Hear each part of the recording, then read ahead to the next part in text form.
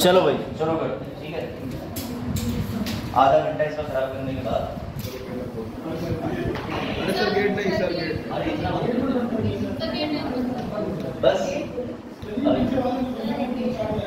पीछे वाला। अच्छा चलो अब इसको देख लो ध्यान से, ठीक है।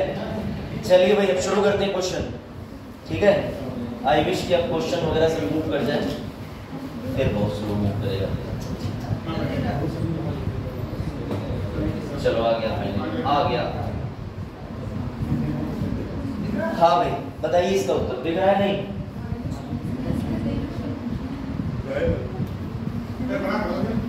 इससे बड़ा नहीं हो। आज भी एक्सपेरिमेंटल है, मुझे ज़्यादा चलाना नहीं है।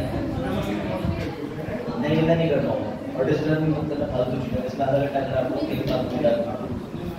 हाँ भाई इसका उत्तर होता है। पहले तो ये बताओ ये एसोसिएशन होता क्या है, क्या होता है ये एसोसिएशन बताओ। सबसे पहले तो इस पर बात करते हैं, association of chamber of commerce होता क्या है ये बताओ। कोई बताएगा एसोसिएशन क्या होता है? क्या निकलते हैं? गलत जवाब। और कोई? अगर आप कह रहे हो पहले तो इसका उत्तर बताइए, इसका उत्तर क्या है?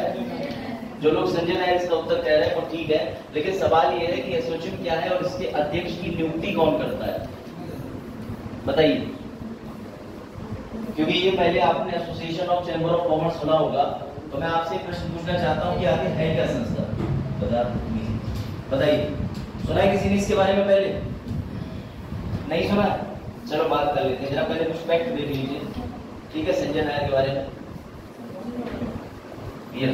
ये है संजय नायर, ये बने एसोसिएशन के अध्यक्ष। याद रखिएगा इसके जो अध्यक्ष चुने जाते हैं वो सिर्फ 1 वर्ष के लिए चुने जाते हैं, तो अगले वित्तीय वर्ष के लिए, क्योंकि वित्तीय वर्ष पूरा हो गया है, तो अगले वित्तीय वर्ष के लिए आ जाओ। अगले वित्तीय वर्ष के लिए कौन बने हैं? संजय नायर। इनसे पहले बच्चों कौन थे? अजय सिंह।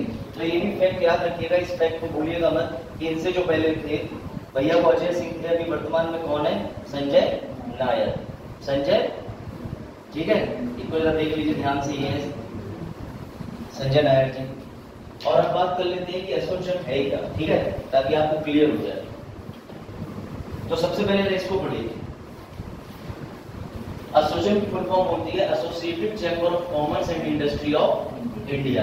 अब आपको जान के ताज्जुब होगा, ये भारत का सबसे पुराना औद्योगिक संगठन है। मैं आपको ये आसान कर देता हूँ, विश्व में एक संस्था चलती है, ठीक है। आपने देखा होगा कि अलग अलग स्तर पर अंतर्राष्ट्रीय संस्थाएं चलती हैं, जैसे संयुक्त राष्ट्र की स्पेशल एजेंसी बहुत सारी है, अंतर्राष्ट्रीय लेबर संगठन है, सही है, आपने देखा होगा WTO है। ऐसे भारत के अंदर ट्रेड को प्रमोट करने के लिए, इंडस्ट्री को प्रमोट करने के लिए अगर सबसे पुराना कोई संस्थान है तो उसी का नाम है एसोसिएशन, याद रखना।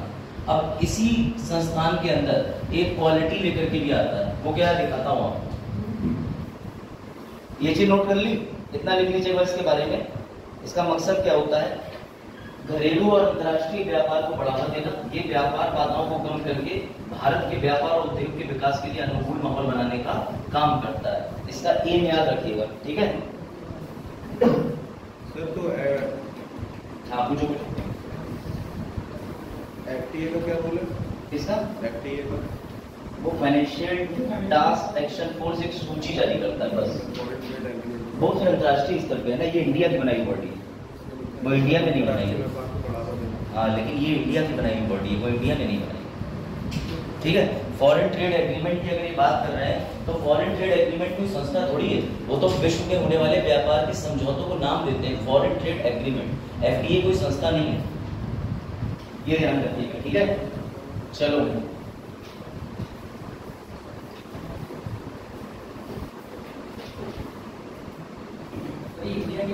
हाँ ये इंडिया ये इसका WTO से नहीं, एसोसिएशन के बारे में लिख लीजिए, 1920 में बनी थी। यूएन द्वारा बनाई जाती तो WTO से, अगर यूएन द्वारा बनाई जाती तो WTO से होता। WTO से कोई कनेक्शन नहीं, कुछ नहीं कर सकते इसमें। उसके बाद इसके ऊपर ही माने ना माने स्वतंत्र भारतीय, ये भारत ही इसमें हस्तक्षेप कर सकता है। बेटा याद रखिएगा इसका मुख्यालय कहाँ पर है, तो बच्चों इसका मुख्यालय जो है वो नई दिल्ली में है। कहाँ इसका मुख्यालय? नई दिल्ली। याद रखिएगा इसके पास में 4,50,000 से ज्यादा अधिक कंपनियां ज्वाइन है और इसके अध्यक्ष पुराने कौन थे? अजय सिंह। अब नए कौन से बन गए हैं? Sanjay Nair. Very good, very good, ये याद रखिएगा, इतने सारे तथ्य याद कर लीजिए। और बेटा याद रखिएगा, इसका उद्देश्य यही है कि कॉमर्स चैम्बर्स इंडस्ट्रियलाइजेशन ग्रोथ करना, भारत के अंदर इंडस्ट्रियल ग्रोथ करना। बातें मत करो, लिखते चलो। इस पे पीडीएफ ओपन हो जाती तो और ज्यादा बढ़िया होता, लेकिन चलो करेंगे, इसका भी इलाज करेंगे कायदे से। क्या चीज? ये तो सुन क्या चीज? हाँ, 50 से लिख लो, ठीक है, इसको लिख लिया, बताइएगा, फिर आगे चलेंगे। अब देखिए, इसी से ये जो संस्था है एसोचैम की, इसके साथ में एक और संस्था आपने पढ़ी होगी, federation of Indian chamber of commerce industry, FICCI. FICCI पढ़ी है किसी ने? फिक्की।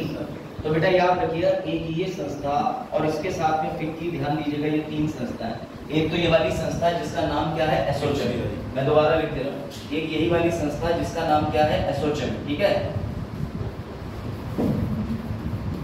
और एसोचैम के साथ में प्लस फिक्की, ये लिखा है, federation of Indian chambers of commerce, और एक संस्थान और होता है, ठीक है, ये हो गया भारत उद्योग परिषद, यानी CII, chamber of Indian industries. बेटा ये 3 संस्थान मिलके, मेरी बात समझिएगा, भारत के 3 औद्योगिक क्षेत्र में विकास करने के लिए भारत के 3 संस्थान उत्तरदायी हैं प्रमुख रूप से, जिसमें सबसे पुराना एसोचैम है 1920 का। ये तीनों मिलकर भारत में व्यापार को, औद्योगिक चीजों को बढ़ावा देते हैं। तो बेटा इन तीनों ने मिलकर के खुद का एक बना रखा है भारतीय गुणवत्ता परिषद। भारतीय गुणवत्ता परिषद, बेटा इंडियन, ये रहा, काउंसिल ऑफ क्वालिटी। मत भूलना किसी हाल में, क्योंकि यूपीएससी ने इस पे क्वेश्चन बनाया था, जस्ट क्वेश्चन इससे पहले मैं दिखा रहा हूँ आईएएस का। याद रखिएगा, इंडिया में उद्योग को बढ़ावा देने के लिए कौन सी 3 इंडस्ट्री है? एसोचैम, फिक्की और उसके बाद CII। इन तीनों ने मिलकर क्या करा कि क्वालिटी मेंटेन रहे, हम नियंत्रण रख पाए उद्योगों के अंदर क्वालिटी पे, किसी की मोनोपोली ना बनने दें। मान के चलिए कि प्रीति ने जॉनसन्स बेबी नाम के प्रोडक्ट की कंपनी खरीद ली। अब प्रीति जो है डिब्बा जो है 33 की जगह 68 रुपए का बेच रही है, क्यों? क्योंकि और कंपनी बच्चों के उत्पाद बनाई हुई है, तो इनकी मोनोपोली हो जाएगी। आज भी आपकी मम्मी जो है अगर आपसे कहती होगी जाओ सरसों का तेल ले आओ, तो आप कोई सा लेके आते होंगे, उन्हें फर्क नहीं, लेकिन वो कहती होंगी बैल कोल्हू ले आना। धारा ले जा रहे तब भी अरे बैल कोल्हू है। तो किसी चीज का नाम मार्केट में बहुत पॉपुलर हो जाता है, जिससे मोनोपोली बन जाती है। बेटा ऐसी मोनोपोली को नियंत्रण रखने के लिए, बढ़ावा देने के लिए उद्योग और व्यापार को 3 संस्थान भारत के अंदर काम करते हैं। इन्होंने इसी के संदर्भ में बना दिया एक और एजेंसी को, जिसका नाम था इंडियन क्वालिटी। अब जरा ये प्रश्न अटेम्प्ट कीजिए, 2017 का आईएएस का आया हुआ प्रश्न है, मैं आपको दिखा रहा हूं, ठीक है। ये रहा प्रश्न बच्चों, पहले ये पढ़िए जरा, ध्यान दीजिएगा प्रश्न, ठीक है। टैकल करिए, आईएएस का प्रश्न है, क्या हुआ? The quality council of India, बेटा QCI, ठीक है, ये इंडियन क्वालिटी काउंसिल ICQ की बात है। निम्नलिखित तत्वों पर विचार करें, QCI की स्थापना भारत और भारतीय उद्योग द्वारा संयुक्त रूप से की गई थी, हाँ या ना? अभी आपको बताएं, QCI के अध्यक्ष की नियुक्ति प्रधानमंत्री द्वारा सरकार को उद्योग जगत की सिफारिशों पर की जाती है, बिल्कुल ठीक। इन सबके कोई भी अध्यक्ष का अगर चयन होगा तो इन सबके अध्यक्षों का चयन कौन करेगा? तो बेटा नियुक्ति हमेशा कौन करता है? प्रधानमंत्री। तो इसका जो उत्तर बनेगा वो C बनेगा। अब यूपीएससी के अंदर ये बेसिक प्रश्न था, सिर्फ नियुक्ति को लेके और कौन सी संस्था भारत में उद्योग को बढ़ावा देता है। तो कभी कभी यूपीएससी बहुत डीप ऐसी चीजें नहीं पूछेगा, याद रखिएगा, ठीक है। इसका उत्तर वो आप जान ही चुके हैं, इसका उत्तर फिर मैं आपको दिखा दे रहा हूं। अब थोड़ा सा और देख लीजिए, ये रहा,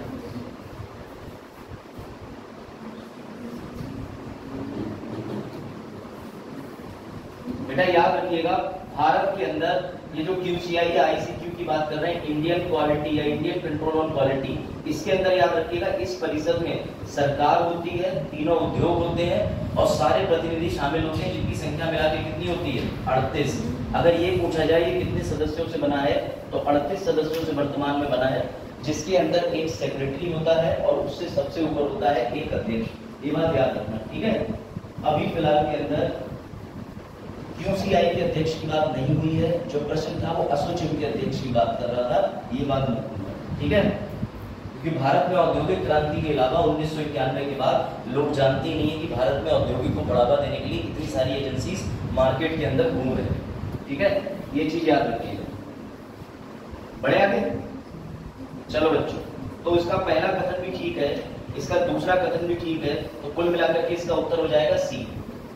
चलिए भाई, अब दूसरे प्रश्न का उत्तर आप दीजिए। हाँ बताइए। निर्वाचन आयोग, निर्वाचन आयोग का मतलब समझते हैं? Election commission. बेटा बहुत जगह आपने देखा होगा, ठीक है, आपका गाँव कौन सा है? नवा नहीं है?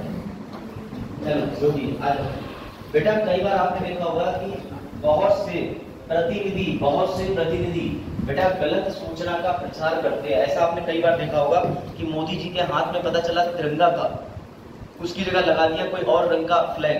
तो ऐसे बहुत सारी गलत चीजें आपको देखने को मिलती हैं। इस बार इलेक्शन कमीशन ने एक नया काम किया है, उसने सोशल मीडिया पर, वो रोक तो सकता नहीं, लेकिन सोशल मीडिया पे यूजर को पकड़ा नहीं जा सकता कि कौन यूजर कहां से क्या चीज पोस्ट कर गया। अब सरकार ने एक काम कर दिया। मिथ का मतलब क्या होता है? इसका मतलब होता है मिथ्या या किसी तरीके की झूठी चीज, और रियलिटी मतलब हकीकत होती है। तो बेटा सरकार ने चुनाव के प्रचार में गलत प्रयोग ना हो पाए सूचना का, इसके चक्कर में सरकार की बॉडी है, आप सभी को पता है, सूचना विभाग होता है, जिसे पीआईबी बोलते हैं। आपने देखा होगा सरकार का खुद का प्रेस इंफॉर्मेशन ब्यूरो है, जो डेली करंट अफेयर बनाता है। करंट अफेयर मतलब सरकार की संस्था जो सारी अंतर्राष्ट्रीय खबरें और राष्ट्रीय खबरें छापती है। तो बेटा उस संस्था ने एक चीज करी है, उसने मिथ वर्सेस रियलिटी प्लेटफॉर्म बनाया, यानी कि झूठ और सच का प्लेटफॉर्म। इसमें वो कुछ करेंगे नहीं, बस इसमें ये बता देंगे कि ये जो खबर इंटरनेट पे वायरल हो रही है, ये खबर फर्जी है कि सही है। क्या हुआ?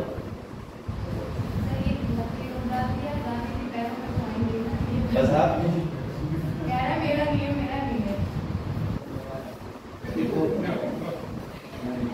इससे रिस्पेक्ट आपका दिखाता है कि आपके आइडियाज के प्रति क्या रिस्पेक्ट है। गलत। चलो बेटा ध्यान देना, याद रखिएगा इस प्लेटफॉर्म की लॉन्चिंग कहाँ हुई है? इसकी लॉन्चिंग हुई है नई दिल्ली में। नई दिल्ली के अंदर निर्वाचन सदन में, नई दिल्ली के अंदर निर्वाचन सदन में इसकी लॉन्चिंग हुई है। चलो वापस नॉर्मल हो जाते हैं। मिथ वर्सेस रियलिटी प्लेटफॉर्म, मिथ्या बनाम सत्य आएगा यहाँ पे, साक्ष्य नहीं। उसके अलावा ये किसने करा है? ईसीआई ने। कहा? नई दिल्ली। बेटा याद रखना, चुनाव में रोज नई, एक के बाद एक आपको ऐप देखने को मिलेगी, रोज एक के बाद कुछ ना कुछ नया देखने को मिलेगा, तो इस समय खासा ध्यान रखना, ठीक है?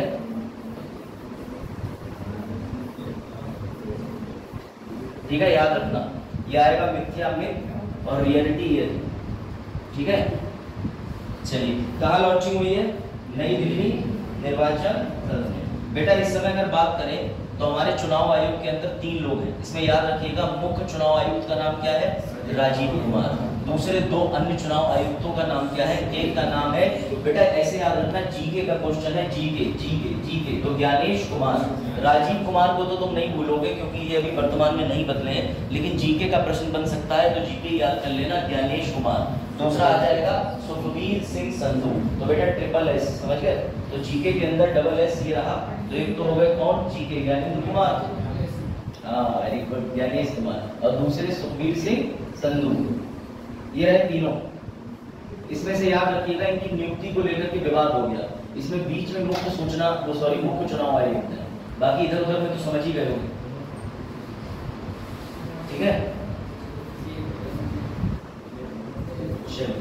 अब जरा ये रहा प्लेटफॉर्म, देखिए ये रहा इस तरीके का। ये कोई ऐप नहीं है, बस एक ऑनलाइन प्लेटफॉर्म इन्होंने लॉन्च कर दिया है। ये प्लेटफॉर्म पे जाकर के आप चेक कर सकते हो कि इस समय सरकार की कोई न्यूज वायरल हो रही है। जैसे अगर कहीं पे फेक न्यूज आ जाए कि सरकार ने निर्णय लिया है 19 अप्रैल पहले दिन, जिस दिन वोटिंग होगी उससे पहले सभी के खाते में आ जाएंगे 10-10 हज़ार रुपए। अब हो सकता है तुम लोग इस बात को सत्य मान जाओ, मैं भी सत्य मान जाओ, तो इस वजह से इस वेबसाइट पे जाओगे, ऐसा कोई दावा होगा तो लिखा होगा ये झूठा है, इसका हम किसी प्रकार से दावा नहीं करते। तो ऐसी चीजों को कंट्रोल करने के लिए बेटा चुनाव आयोग ने क्या लॉन्च करा है? मिथ वर्सेस रियलिटी प्लेटफॉर्म, ठीक है? ये याद रखिएगा। अभी बीच में याद रखिएगा चुनाव आयोग ने बेटा 2 और ऐप लॉन्च करी है। उसमें पहली ऐप कौन सी है? C vigil app. याद रखिएगा इसका मतलब होता है, विजिल का मतलब सतर्कता, सी का मतलब नागरिक, तो सिटीजन नागरिकता ऐप लॉन्च करी है। इसमें ये बताना चाह रहे हैं कि जो भी कैंडिडेट चुनाव आयोग, भैया पता है आपको कि चुनाव में आचार संहिता लागू, अगर किसी ने भी आचार संहिता का उल्लंघन किया तो इस ऐप पर आप शिकायत कर सकते हैं। बेटा दूसरी ऐप अभी हाल ही में रिलीज करी, उसका नाम है सक्षम। और ये जो सक्षम ऐप है वो लॉन्च करी गई है दिव्यांगों के लिए। साथ ही एक बार ये भी मत भूलिएगा कि मोदी जी मन की बात का एपिसोड लेके आते थे, उस मन की बात का 2015 का 15वां अंतिम एपिसोड था वर्ष का, उसमें उन्होंने विकलांगों को दिव्यांग करके संबोधित करा। तब से दिव्यांग बोला जाता है, विकलांगों को दिव्यांग तब से बोला जाता है मोदी जी के मन की बात के 2015 के अंतिम 15वें एपिसोड में। तब से इन्होंने विकलांगों को क्या कह के संबोधित कर दिया था, दिव्यांग। ये भी याद रखिएगा, ठीक है, याद रहेगा। बढ़िया आगे चलिए बताइए, इस बार लोकसभा के कौन से चुनाव, 17 में 18 में? तो पढ़े लिखे तुम, चलो ये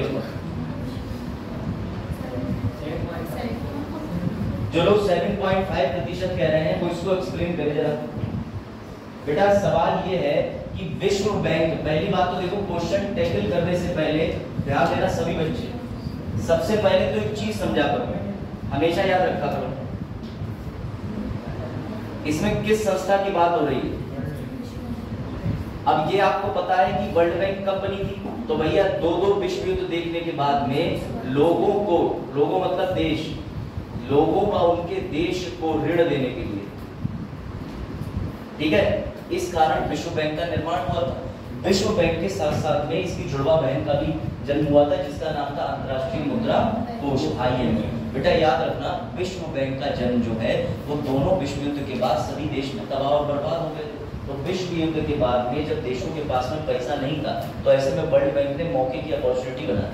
अब मान के चलो कोविड के बाद सब लोग जो थे परेशान थे, पैसा खत्म हो गया था, ऐसे में लोगों ने ब्याज पे पैसा लिया, तो एक आदमी का भला हो गया ना जिसने ब्याज पे पैसा दिया।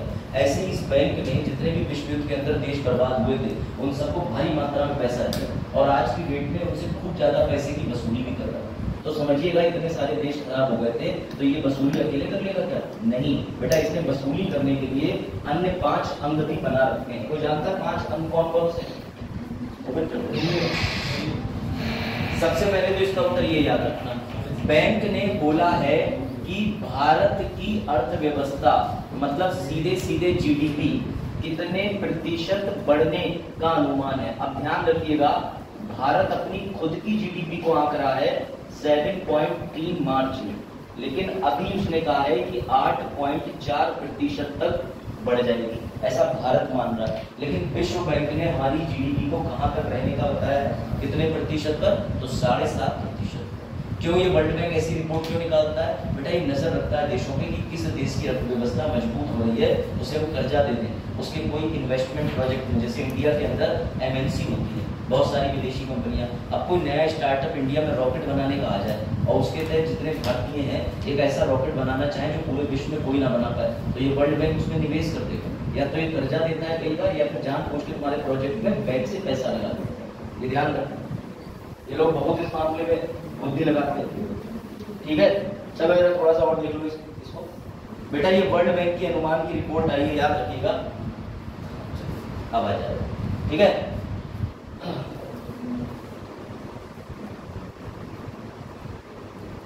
दिख रहा है वर्ल्ड बैंक? चला के वर्ल्ड बैंक, चलो बेटा याद रखिएगा, वर्ल्ड बैंक की स्थापना कब हुई थी बताओ? 1944 में हुई थी।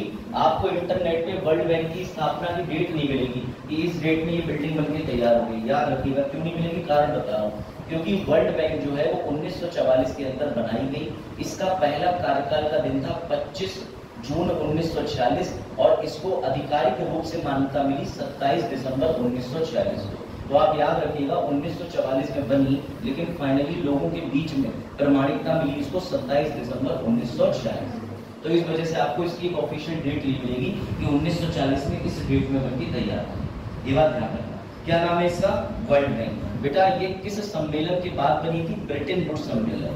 कौन सा सम्मेलन? ब्रिटेन वुड्स सम्मेलन। हेडक्वार्टर कहाँ है? Washington DC। कहाँ है वॉशिंगटन? ठीक। इस समय भारत से वर्ल्ड बैंक ग्रुप के अंदर अध्यक्ष, यानी इस वर्ल्ड बैंक के अंदर कौन सा ऐसा भारतीय है जो अध्यक्ष है? उसका नाम है अजय बंगा। तो भैया अजय बंगा 14वें नंबर के अध्यक्ष हैं वर्ल्ड बैंक के वर्तमान में। तो देखिए भारतीय कहां तक पहुंच गए, सिर्फ ऋषि सुनक नहीं, अजय बंगा ने भी कमाल का काम कर दिया। अब अगर कोई भारतीय ऐसी जगहों पे पहुंच जाता है तो फायदा क्या होगा भारत को, कोई बता सकता है? क्या लगता है बेटा कम से कम अजय बंगा भारत को इतना फोन कर देंगे अलग से कि मत निवेश करो, फंस जाओगे, तुम्हारा कर्जा निपटाने के लिए ये प्लानिंग चल रही है, बुद्धि लगाओ। हालांकि ये लोग बड़े ट्रांसपेरेंट होते हैं, ऐसा करते नहीं है, लेकिन सब करते। अरे भारतीय है, बात खत्म, बचा अपने देश को कौन नहीं बचाएगा। अमेरिका तो ऐसे ही मक्कारी करती है, छोड़ो। बेटा याद रखिएगा, वर्ल्ड बैंक के 5 अंग मैं आपको पढ़ा चुका हूँ। IBRD, ठीक है, IDA, IFC, मीगा और ये भी समझ लीजिएगा। हाँ जरा ध्यान देना बेटा, इसको और इसको जोड़ के, इन दोनों को जोड़ के बनता है वर्ल्ड बैंक, याद रखिएगा। ये करती है जितने भी ऐसे देश हैं जो युद्ध में बर्बाद हो गए हैं, किसी तरीके से पिछड़ गए हैं, उनमें पुनर्निर्माण के लिए पैसा देती है। इनको ये बात बताता कौन है कि पैसा देना है, ये बताता है। बेटा ये निजी क्षेत्र के लोगों को पैसा देता है, जैसे अडानी को पैसा चाहिए चले जाओ, लेकिन उसके पीछे बैकग्राउंड देखता है। मल्टी इन्वेस्टमेंट कंपनी का काम ही यही है कि ये तुम्हारे देश में कोई बड़ा प्रोजेक्ट बन रहा होता है, उस प्रोजेक्ट के तहत इन्वेस्टमेंट में मदद करती है। और लास्ट में ये होता है कि जब पैसा लेने कंपनी आएगी तो लड़ाई भी होगा, तो लड़ाई होने के बाद में अंतर्राष्ट्रीय मुद्दे सुलझाने के लिए इनके पास क्या है, सेटलमेंट कोड खुद का। ये ध्यान दो, खुद ही पैसा बांटते हैं, खुद ही बताते हैं किस देश को आवश्यकता है, और खुद ही ये सब आवश्यकताएं बताने के बाद में उसका निपटारा भी करते हैं। तो ये याद रखिएगा, इसके भैया 5 आंक हैं, ठीक है, 5 ऑर्गन। चलो भाई अगला प्रश्न बताओ।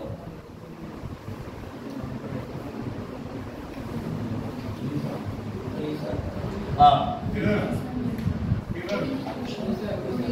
उड़ीसा, केरल क्यों?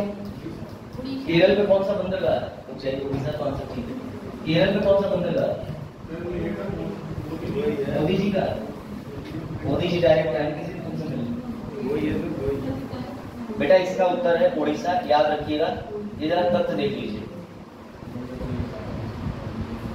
जितने बंदरगाह हैं उन सभी बंदरगाहों में उड़ीसा के अंदर है एक बंदरगाह बड़ा फेमस है, इसका नाम देख लीजिए।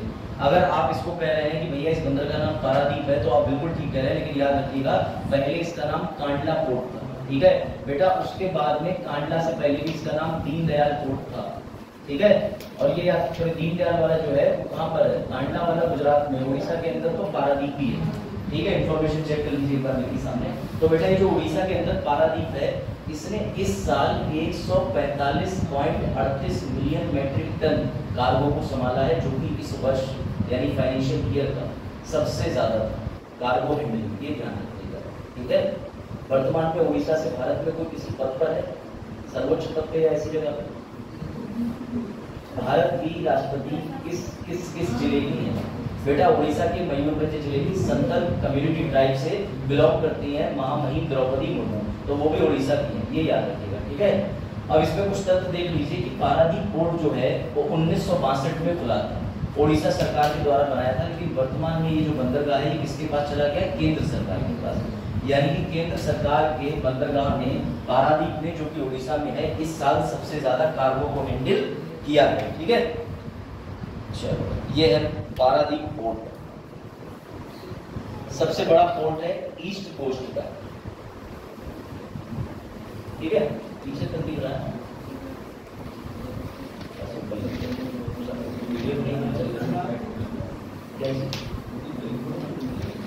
हाँ मतलब इसको ऊपर कराएंगे, ऐसा समझो ट्रायल फेस में है आज, ठीक है।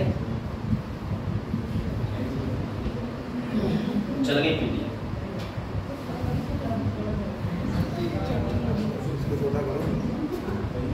किसको ये आ गया भैया, आ गया, चल गया, चल गया। जरा एक बार देख लीजिए मेजर कितने पोर्ट हैं? 13। याद रखिएगा उसमें से पूर्वी तट पर कितने पोर्ट हैं? 7। और दूसरी बात यह है कि पश्चिमी पर तो सर बचे हुए 6। देखिए मुख्य पोर्ट यही है, इनके साथ सहायक पोर्ट भी होते हैं। अगर आपसे कभी 25 टोटल पोर्ट पूछा जाए तो 25 उत्तर गलत नहीं होगा, लेकिन अगर मुख्य पोर्ट की बात करी जाए, मुख्य बंदरगाह की, तो वो कितने हैं? 13। इसमें से याद रखिएगा बेटा ये रहे सभी बंदरगाह। चलो एक बार इसमें नजर डालते हैं, बढ़िया एक्सप्रेस, ये कौन सा कहाँ पे ये आप बताएंगे, ठीक है। चलो जरा सारे नाम एक बार देखते चलिएगा। गुजरात के अंदर कौन सा पोर्ट है? कांडला। तो बेटा रात में कांड हो गया, यही है ना, देखो ट्रिक है, तो गुजरात का यही ऐसे याद रखिएगा, ठीक है। चलो उसके बाद याद रखिए महाराष्ट्र में, ये तो आप आराम से कर दोगे, महाराष्ट्र के अंदर मुंबई, और बेटा याद रखिएगा मुर्मगांव कहाँ पर है, तो गोवा, गोवा, गोवा, जी से गाय, जी से भैया गांव, तो भैया गांव गोवा एक ही बात है। इसके अंदर लास्ट में मुर्मगांव को जीए को उल्टा करोगे तो गोवा बन जाएगा, तो मुर्मगांव, हाँ मुर्मगांव। उसके बाद याद रखिए कर्नाटक के पास कौन सा है, मैंगलुरु, मैंगलुरु, मैंगलुरु, ठीक है। अगला बताइए केरला, वेरी गुड बेटा। ये जो तूतीकोरिन है ये कहाँ पर है, तमिलनाडु, तमिलनाडु। उसके बाद याद रखिएगा ये आ जाइए चेन्नई और इन्नौर कहाँ पर है, तमिलनाडु में, इसीलिए मैंने मैप आपके सामने ओपन करा है, बहुत स्पेसिफिक है, ध्यान दीजिएगा। उसके बाद में, हाँ उसके बाद में बेटा आंध्र प्रदेश पर है विशाखापट्टनम पोर्ट, याद रखिएगा कौन सा पोर्ट है। अब जरा बुद्धि लगाइए, अगर यहाँ पर ध्यान दीजिएगा बहुत अच्छे से, आपको चीज बता रहा हूँ। अगर मैं यहाँ पर कोई इंडियन नेवी यानी भारतीय नौसेना का जहाज लगा दूंगा तो वो विशाखापट्टनम के नाम से फेमस हो सकता है। इसलिए बेटा हमारे पास में एक नेवी शिप है, उसका नाम है आईएनएस विशाखापट्टनम। कई बार बंदरगाह में लगाने के क्रम के अनुसार जो जहाज होते हैं उनके नाम इन्हीं के अनुसार लिख दिए जाते हैं, ये भी ध्यान रखिएगा। हमारे पास आईएनए ये भी है, आईएनएस मुर्मगांव भी है, ठीक है। तो वो कहाँ पर लगा होगा, गोवा की जगह पर। तो अलग अलग जगहों पर उनके स्थान के हिसाब से भी नौसेना के जहाजों का नाम रख दिया जाता है। अब आ जाओ एक इंपॉर्टेंट चीज पे, क्या विशाखापट्टनम इसी के लिए जाना जाता है, नहीं बेटा, विशाखापट्टनम से होते हैं जितने भी मिसाइल परीक्षण भी होते हैं, ये ध्यान रखिए, ठीक है। और ऐसे जो परीक्षण होते हैं ये नदियों के आसपास क्यों होते हैं, समुद्र के, ताकि मिसाइल इधर जाए तो पानी में गिर जाए, अगर धोखे से इधर चली गई तो तुम्हारा बिहार और यूपी साफ हो जाएगा। समझ गए बात। अब एक चीज और ध्यान दीजिएगा, ये भी ध्यान दीजिएगा कि ये जो हमारी लाइन है, लाइन दो तरीके की लाइन होती है। मान के चलो ये इक्वेटर हो गई, और ये वाली लाइन कौन सी होगी, समय रेखा भारत की। कई बार ऐसा होता है कि हमें लैटिट्यूड और लॉन्गिट्यूड से दूसरे जो देश होते हैं उन्हें भारत से अपना सैटेलाइट लॉन्च करानी होती है। तुमने कभी देखा होगा कि इंडिया ने रशिया की मदद ले ली या रशिया ने भारत की मदद ले ली, वो इसलिए क्योंकि भारत समय रेखा में 5.5 घंटे आगे है। तो अगर उनको कोई भी ऐसी सैटेलाइट नहीं प्लांट करनी है तो वो 5.5 घंटे आगे कैसे एडजस्ट करें, तो वो इंडिया में आकर के इंडिया की मदद मांगते हैं कि तुम अपने रॉकेट लॉन्चिंग जगह से उस कोऑर्डिनेट पर समय के अंदर चली जाए, हमारी रॉकेट को लॉन्च करो। तो इंडिया कई पैसे कमाता है। अच्छा सर वो अपना क्यों नहीं कर लेते, क्योंकि बेटा जितना समय और जितना ईंधन वो खराब करेंगे, जितने घंटे खराब करेंगे, उतने घंटे का ईंधन बहुत बच जाएगा। समझ रहे हैं बात को। तो दो कारण होते हैं, एक तो ये दूसरे देशों से क्यों मांग करते हैं, ताकि जो समय रेखा है उसके अनुसार करेक्ट कोऑर्डिनेट पर जाकर के छोड़ी जा सके। तो इससे भी कई देश पैसा कमाते हैं। आर्यभट्ट भारत ने पहली जो सैटेलाइट बनाई थी 1975 में, वो छोड़ी किसके जरिए गई थी, रशिया से। इंडिया ने छोड़ी नहीं थी, ये ध्यान रखिएगा। चलो अगर जिसको भी ये बंदरगाहों के नाम देखने हैं, एक लिस्ट और है मैं बगल में डाल दिया हूँ, सारी लिस्ट ये देख लीजिएगा, ठीक है। इसमें कौन सा बंदरगाह कहाँ पर है, सबके नाम दिए हुए। एक बंदरगाह और है पोर्ट ब्लेयर, ये कहाँ पर है, अंडमान निकोबार आइलैंड में, इसको मत भूलिएगा, ध्यान देना बेटा। इस दुनिया का सबसे पुराना बंदरगाह कौन है, जान के ताज्जुब होगा, लोथल, लोथल बंदरगाह। लेकिन आपको एक चीज और बता दूं, जरा इस न्यूज को भी पढ़ लीजिए। पूरे क्लास का इस प्रोजेक्टर की इसकी वजह से ऐसी तैसी हो गई। पीडीएफ का फ्लो तब रहता है जब एकदम हाथ से बनाओ मूव कर। अब ये इससे मैनेज हो रहा है, अभी रुक जाना, मतलब ये क्लास पूरी होने के बाद आज इसको पूरी तरीके से मैं सेटिंग करूँगा, वरना बुलाऊंगा इसकी कि तुमने इसमें कहा था कि सेटिंग चली जाएगी, लेकिन वो हॉटस्पॉट ही नहीं बता रहा। खैर चलो, पहला बंदरगाह शहर बताओ। आगे बांग्लादेश वाला विवाद भी है ना, आज मैं लेके आया हूँ कि बांग्लादेश में विवाद चल रहा है कि उन्होंने कह दिया साड़ी जला दो, भारतीय उत्पाद जला दो, बॉयकॉट इंडिया का, बड़ा अच्छा मुद्दा है, वो मैं लेके आया। चलो इसको खत्म करते हैं, 2-3 क्वेश्चन और हैं। हाँ इन्फॉर्मेशन तो तुम्हारी खराब नहीं होने दूंगा। चला बस पढ़िए जरा। क्योंकि अभी तक हम सिंधु लिपि को, बेटा याद रखना सिंधु घाटी लिपि की एक खासियत है। पहली बात तो ये बताओ कि हम सिंधु घाटी लिपि को अभी तक पढ़ पाए हैं कि नहीं। बेटा उस लिपि की खासियत है कि उसमें जैसे ये डायग्राम बना है, फिर ये अक्षर बना है, फिर ये लिखा हुआ है, फिर ये चित्र बना हुआ है। अब तुम इस लैंग्वेज को पढ़ के दिखाओ। समझ ही नहीं आ रही क्या लिख भी रही ना कि हड़प्पा वाली है, वहीं से आया। तो बेटा याद रखना। अब क्या सुनो कमाल की बात, पहले लिखी हुई है लेफ्ट टू राइट, उसके बाद अगली लाइन पे लिखी हुई है राइट टू लेफ्ट। इतना वो लोग क्रम में समझ पाए कि ये इधर से लेफ्ट से राइट, राइट से लेफ्ट, ठीक है। इसे बॉस्टोफेडल लिपि बोलते हैं। जो लिपि देखो इधर समझ जाओ, ये सब चीजें उड़ जाएंगी दिमाग से, बाद में कमेंट कर लेना, बाजार भी मेहनत से चालू से करा देखना ध्यान से।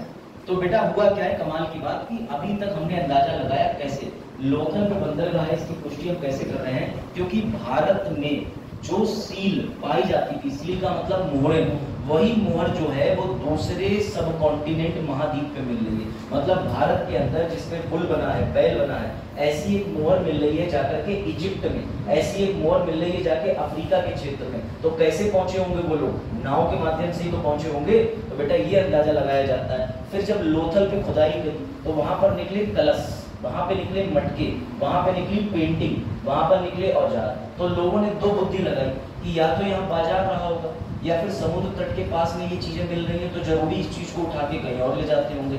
साथ में अगर ये बाजार रहा होता तो यहाँ पर जानवरों के अवशेष मिलते हैं, जैसे घोड़े से बेचने आए होते, बैल से बेचने आए होते, लेकिन ऐसा कुछ मिला नहीं। फिर उन्होंने ये भी दिमाग लगाया कि लोगों के घर के अवशेष भी यहाँ नहीं मिले, इसका मतलब ये स्थायी तौर पर यहाँ रहते नहीं थे। जब काम करना होता था, जहाज में कुछ डाल के दूसरी जगह भेजना होता था, तब आते थे और वापस चले जाते थे। तो ध्यान रखिएगा, इन सब चीजों की स्टडी करने के बाद आर्कियोलॉजिस्ट ने ये दिमाग लगाया कि लोथल जो कि गुजरात के पास है, इसको वो इस्तेमाल करते थे। अब जरा आइडिया लगाओ कि लोथल गुजरात का जो इलाका पड़ता है उस तरफ क्या पड़ता है, अरब का सागर, भाई अरेबियन सी पड़ता है। अरेबियन से भूमध्य होते हुए साउथ चाइना तक निकल सकते हैं। तो सोचो जरा कि उस समय की सभ्यता इतनी उन्नत थी कि वो जहाज का प्रयोग करते थे। तो समझे, और जो साक्ष्य मिले हैं, जो चीजें मिली हैं, वो ये भी दर्शाती हैं कि जब मॉनसून की हवाएं वापस लौट के भारत से जाती थी तो बेटा याद रखिएगा उस समय पर व्यापार बढ़ जाता था। इसका मतलब जब हवाएं भारत से विपरीत चलती थी तो वो अपने जहाज में हवाओं के माध्यम से अन्य देशों में व्यापार करने निकल जाते। ये बात ध्यान रखिएगा।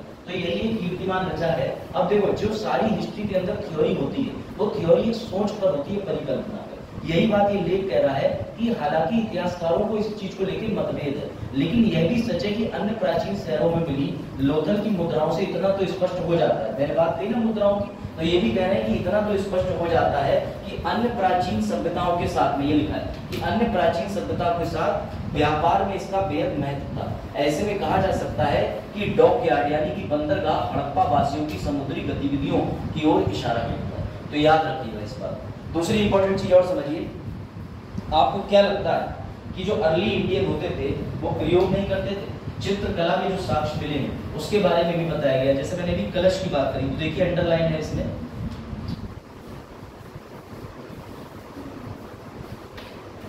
ये देखिए पढ़िए, खुदाई में क्या मिला था? कलश। और कलश के अंदर मिला भी किसका फोटो? तो भैया एक घड़े के आगे एक कौवे का चित्र बना था जिसमें एक हिरन दिख रहा था। इस पुस्तक को किसने लिखा है जिसमें ये एक्सप्लेन किया है? बेटा टोनी जोसेफ ने। और याद रखिएगा कि ये जो कलश में कौवा बना है हड़प्पा सभ्यता का, ये उस कहानी की ओर लेके जाता है कि घड़े में पानी थोड़ा था, कौवा प्यासा था। तो बेटा इसीलिए लिखा हुआ है कि कुछ किस्से कहानियां जो हम आज भी बताते हैं, हो सकता है हड़प्पा सभ्यता के लोग भी बच्चों में एक तो मारते हो। तो समझे भाई, यही अब उनके जमाने में भी कौवा प्यासा था, कंकड़ लेके आ रहा था। तो ये जो कहानियां और लोकोक्तियां तुम सुनते हो ना, ये जरूर किसी सभ्यता की ओर इशारा करती हैं। वैसे मेरा मानना यह है कि वाटर लेवल कौवे को, जो कौवा है वो एक मैसेज दे रहा है कि वाटर लेवल को बढ़ा के रखो और सतत विकास जो है, सस्टेनेबल गोल, उसको आप समझने का प्रयास करो कि अगर किसी भी चीज का वाटर लेवल गिर जाएगा या डेवलपमेंट रुक जाएगा तो हमें जल की खोज में दूसरी जगह तक जाना पड़ेगा। तो ये हो सकता है कोई सांकेतिक मैसेज उसके माध्यम से। चलिए बेटा याद रखिएगा, भारत का सबसे पुराना बंदरगाह याद कर लो, कोलकाता में भारत का सबसे पुराना बंदरगाह। विश्व में सबसे पुराना बंदरगाह लोथल, भारत में सबसे पुराना बंदरगाह कोलकाता। बेटा ये बना कब था? 1870 में या 1870 में। याद रखिएगा, समुद्र से 126 मील दूर हुगली नदी के अंदर की ओर ये बंदरगाह बना हुआ है। और इस बंदरगाह का भी नाम था पहले श्यामा प्रसाद मुखर्जी पोर्ट ट्रस्ट। याद रखिए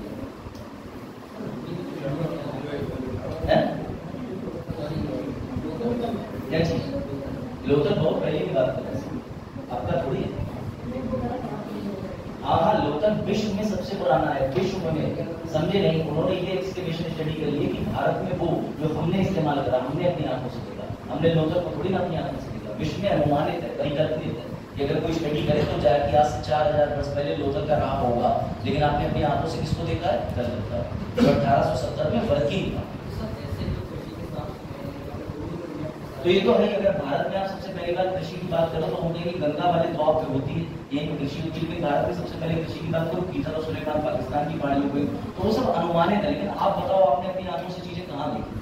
जो 4000-5000 पुरानी सभ्यता है वो तो चलाने के लोग भी नहीं गए किताबों के हिसाब से। इस बंदरगाह को समझो, ये पूछ रहे हैं कि भारत के अंदर सबसे पहले कौन सा अंग्रेज आए बंदरगाह प्रयोग कर रहे थे, तो ये कर रहे थे लोकल बंदरगाह। अंग्रेजों ने भी प्रयोग नहीं करा, मुगलों ने भी नहीं करा। प्राचीन भारत का तो कुछ साक्ष्य फोटो एविडेंस है। ठीक है, समझिएगा बेटा। ये रहा कलकत्ता, जिन्हें कलकत्ता नहीं पता वो देख लो, 1870 डाल देना। पश्चिम बंगाल के अंदर क्या है? पश्चिम बंगाल के अंदर कोलकाता, और कोलकाता बंदरगाह की बात हो रही है, याद रखना। कितने बंदरगाह हैं? 13 प्रमुख, और टोटल 25 सहायक बंदरगाह बचे हुए अन्य।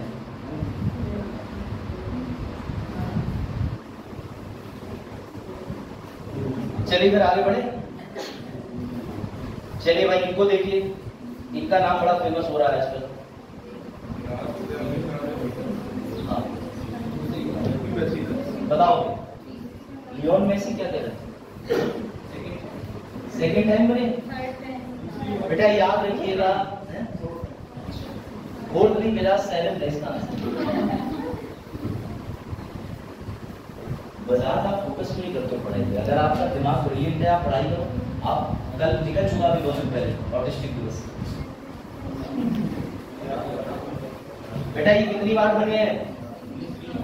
अरे डैश लग गया ना, तो 3 नाम है, अब्देल, अब्देल फतेह अल, 1 2 3 है। किसी याद कैसे चाहे वैसे याद कर लो। बेटा इनका नाम है अब्देल फतेह अल सीसी। कितनी बार बने हैं? तो याद रखिएगा ये है 3री बार। अब समझिएगा बड़े ध्यान से, दिख रहा है ना? ठीक बेटा, ये रहा इजिप्ट। अब अगर आपसे कोई पूछ ले कि भारत के अलावा इजिप्ट कहाँ है, भारत के अलावा मतलब कि भारत की सभ्यता का इजिप्ट से बहुत ताल्लुकात था, तो कई बार कोई पूछ सकता है कि विश्व के मैप पर जो इजिप्ट है, जिसे क्या कहते हैं, अरबी भाषा में मिस्र कहते हैं, अंग्रेजी में इजिप्ट लिखते हैं, दोनों एक ही चीज है। मिस्र और इजिप्ट एक ही है। सबसे बड़ी नदी नाइल नदी यहीं पर बहती है, बिल्कुल ये बॉर्डर पे। दूसरी बात याद रखिएगा बेटा, ये जो इजिप्ट है ये कौन से कॉन्टिनेंट पे, महाद्वीप पर है? अफ्रीका। हाँ एशिया थोड़ा सा इम्पैक्ट है लास्ट। हाँ जो आप बात कर रहे हो ठीक है। याद रखिएगा अफ्रीका एकमात्र ऐसा कॉन्टिनेंट है जिसमें 54 देश है, लेकिन ये ज्यादा नहीं है। ज्यादा तो बहुत ज्यादा अन्य कॉन्टिनेंट पर है, याद रखिएगा। लेकिन मैं आपको ये बता रहा हूँ कि यहाँ पर ध्यान देना, अफ्रीका के अंदर कितने देश पड़ते हैं? अफ्रीका के अंदर कितने देश पड़ते हैं? 54। जैसे भारत एक देश है, लेकिन भारत कौन से महाद्वीप पर है? एशिया। चाइना भी एशिया पे। तो तुम ये मत समझना कि यहाँ बात हो रही है कि एक जिला अफ्रीका का इजिप्ट होगा और एक जिला होगा, जिलों की बात नहीं हो रही। पूरे पूरे देश, जैसे चाइना एशिया पे है लेकिन चाइना में जाने के लिए पासपोर्ट वीजा लगता है, ऐसे अगर इजिप्ट वालों को जाना पड़ जाएगा कहीं पे और साउथ सुडान, तो उन्हें भी दूसरे देश में जाना पड़ेगा पासपोर्ट वीजा सब लेकर। समझ रहे हैं? सभ्यता अलग है, लोग अलग है, बस कॉन्टिनेंट कौन सा है? अफ्रीका। याद रखिएगा ऐतिहासिक दृष्टिकोण से कहा जाता है किस अफ्रीका यानी अफ्रीका कॉन्टिनेंट को मानव सभ्यता का पालना, कैडल ऑफ, हाँ किसे कहा जाता है? मिस्र को, इजिप्ट को। सबसे पहले याद रखिएगा इजिप्ट के अंदर ही मानव सभ्यता मानी जाती है। आपने सुना होगा सुमेरियन सभ्यता के बारे में। बेटा उस सभ्यता को, ये भी कुछ लोग कहते हैं कि भारत के अंदर जो सभ्यता आई थी वो सबसे पहले इजिप्ट की थी। लेकिन याद रखिएगा बाल गंगाधर तिलक जब जेल में थे तो उन्होंने एक किताब लिखी थी। उस किताब में उन्होंने ये उजागर कराया कि हम लोग सेंट्रल रशिया से आए हैं। किसी ने कहा हम लोग आर्यव्रत हैं, हम लोग घोड़े पे बैठ के आए थे। किसी ने कह दिया कि पता ही नहीं चल पा रहा। किसी ने कह दिया कि हम लोग रशियन है, कोई कह रहा अफ्रीकन है, तो कुछ पता ही नहीं चल पा रहा। फिलहाल तो हम इंडियन ही है, वही सही। ठीक है, अब ये बताइएगा ध्यान से, देखिए इजिप्ट जो है बिल्कुल इजिप्ट के नॉर्थ में क्या पड़ता है?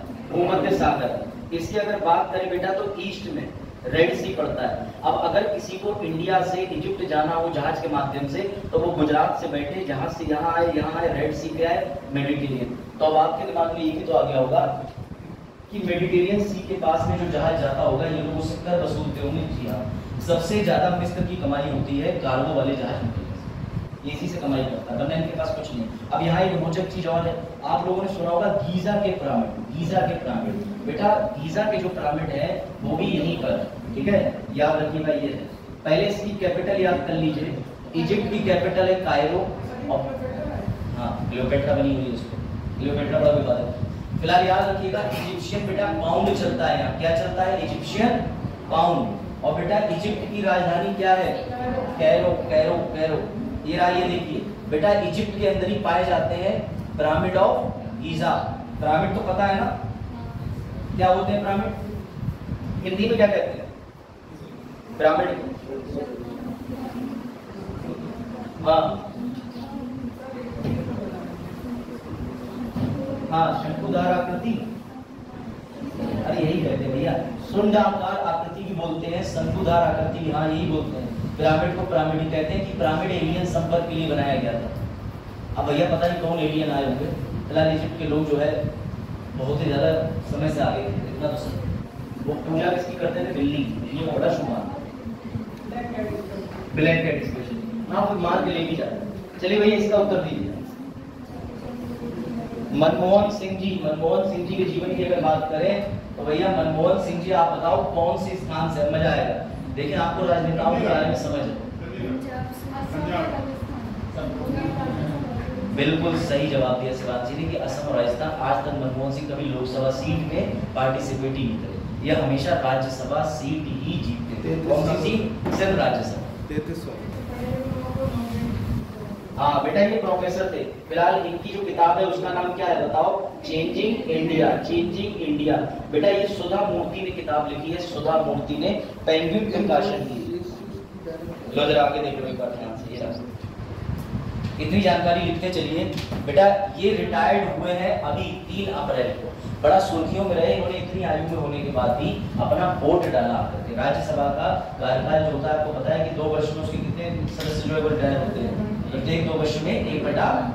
वेरी गुड, क्योंकि उसके एक सदस्य का कार्यकाल 6 वर्ष का होता है। तो बेटा अपने आप टेन्योर चलता है और जिनका टेन्योर करीब होता है समाप्ति की ओर वो रिटायर हो जाते हैं। तो ये हमारे जो एक्स पीएम साहब थे, बड़ा अच्छे व्यक्ति, बेटा ये रिटायर भी हो गए और रिटायर होने से पहले इन्होंने वोटिंग करा और वोटिंग इनकी बड़ा वायरल हुई। ये कुर्सी पे बैठ के आए थे क्योंकि अब काफी एज हो गई है, चलने फिरने में थोड़ा असमर्थ है, तो बेटा तब भी इन्होंने आके लोकतंत्र में वोट का धर्म निभाया और ये मैसेज दिया कि वोट डालना सबसे जरूरी था। याद रखिएगा ये पंजाब के रहने वाले थे, 2004 से 2014 तक भारत में पीएम रहे, 13वें नंबर के बेटा ये पीएम रहे थे। देश में ये वित्त मंत्री भी रहे। वित्त मंत्री कब से कब तक रहे? 1991 से 1996। कब से कब तक? 1991 से 1996। और बेटा ये 1991 का जो टाइम पीरियड था ये गोल्डन टाइम पीरियड था इंडिया के लिए। क्यों? क्योंकि 1991 में हो गया वैश्वीकरण, निजीकरण, उदारीकरण। उस समय इंडिया के ऊपर कर्जा बहुत था, इंडिया की इकोनॉमी शटर्ड हो गई थी। अब इंडिया में कोई ऐसा रास्ता नहीं दिख रहा था, सबको लग रहा था इंडिया की इकोनॉमी टूट जाएगी। देश के प्रधानमंत्री थे पीवी नरसिम्हा राव उस समय। तो बेटा पीवी नरसिम्हा राव ने इनको बुलाया, बोले आपको क्या लगता है कि क्या भारत इस चीज से उभर पाएगा? बोले यदि आप मेरा कहा मान लो। तो बोले क्या? बोले देखिए भारत में जो विदेशी कंपनियां हैं उनसे एक डर बैठा हुआ है कि 1600 में वास्को डी गामा आया, उसके बाद चाय की जो कंपनी लगी और लगने के बाद में उसने भारत पे शासन करा और शासन करने के बाद देश बर्बाद कर दिया। तब से भारत ने किसी विदेशी कंपनी को भारत में आगमन तो कराया नहीं था। लेकिन मजे की बात तब हो गई जब इन्होंने कहा कि अब समय आ चुका है, पहला तो निजी क्षेत्र के लोगों को बढ़ावा दे दो, क्योंकि सारे जितने भी भारत के अंदर औद्योगिक थे वो सरकारी थे। इन्होंने कहा निजी लोगों को आगे लेके आओ। दूसरा इन्होंने कहा कि विश्व में जो कंपनी बैठी है, आज आप कोको कोला है, नेस्ले है, स्विट्जरलैंड की, ये क्यों देख रहे हैं? इनसे कह दिया तुम आओ हमारे यहाँ निवेश करो। और दूसरा वैश्वीकरण की भारत के उद्यमियों को भी विश्व में जाकर के खड़ा होने के लिए बात करो। तो जब ये तीनों रास्ते खुल गए तो बेटा इन्वेस्टमेंट बढ़ गया और ये 1991 की वजह से हमारे अमेरिका से संबंध सुधरे, क्योंकि अमेरिका पूंजीवादी देश है, अमेरिका से हमारी लड़ाई चल रही थी, यानी हम लोग बोलते नहीं थे। तो अमेरिका ने जब निवेश का फायदा देखा कि भारत का मार्केट खुल गया तो 1991 में अमेरिका ने सबसे ज्यादा भर भर के 133 कंपनियों का निवेश कर डाला और उस निवेश के कारण भारत की अर्थव्यवस्था बहुत ही बेहतर हो गई। बेटा ये भारत के 15वें गवर्नर भी रहे हैं। मेरा प्रश्न ये है वर्तमान के शक्ति दास जो है वो कौन से नंबर के गवर्नर है? 25वें नंबर पे शक्ति कांत दास जो है इस समय गवर्नर है आरबीआई के। बेटा गवर्नर का पद बहुत बड़ा होता है, याद रखिएगा। और जो गवर्नर होते हैं क्या उनके हस्ताक्षर होते हैं? नोट पे होते हैं, सोच लो।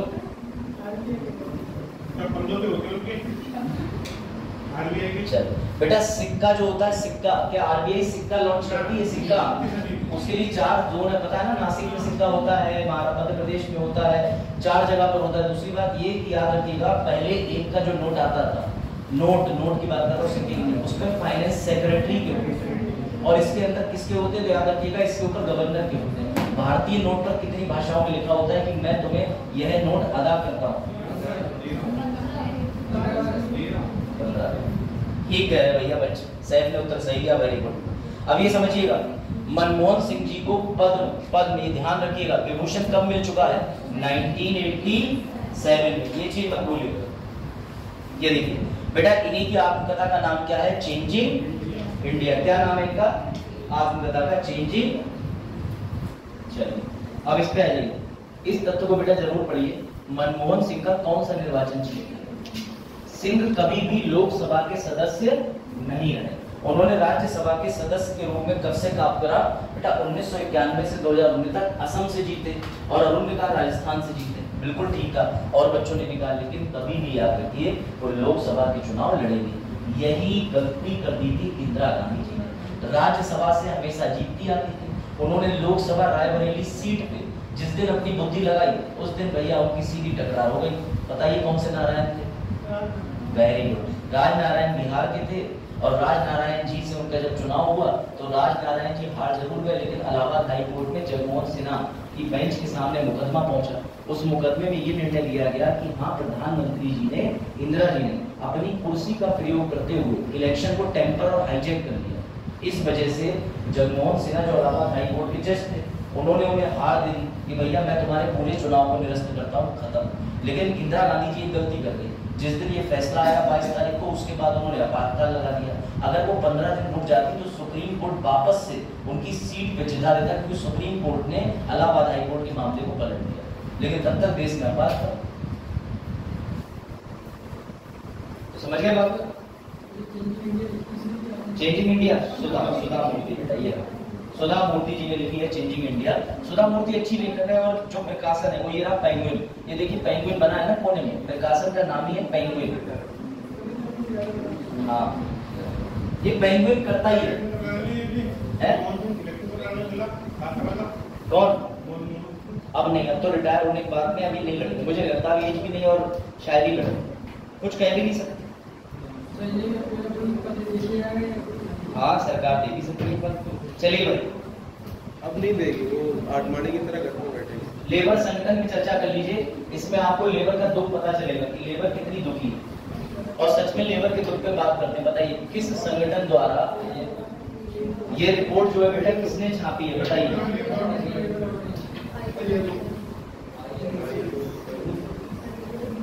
मजा आएगा, मजा आएगा। हाँ, कौन कह रहा है किसने छापी है? किसने?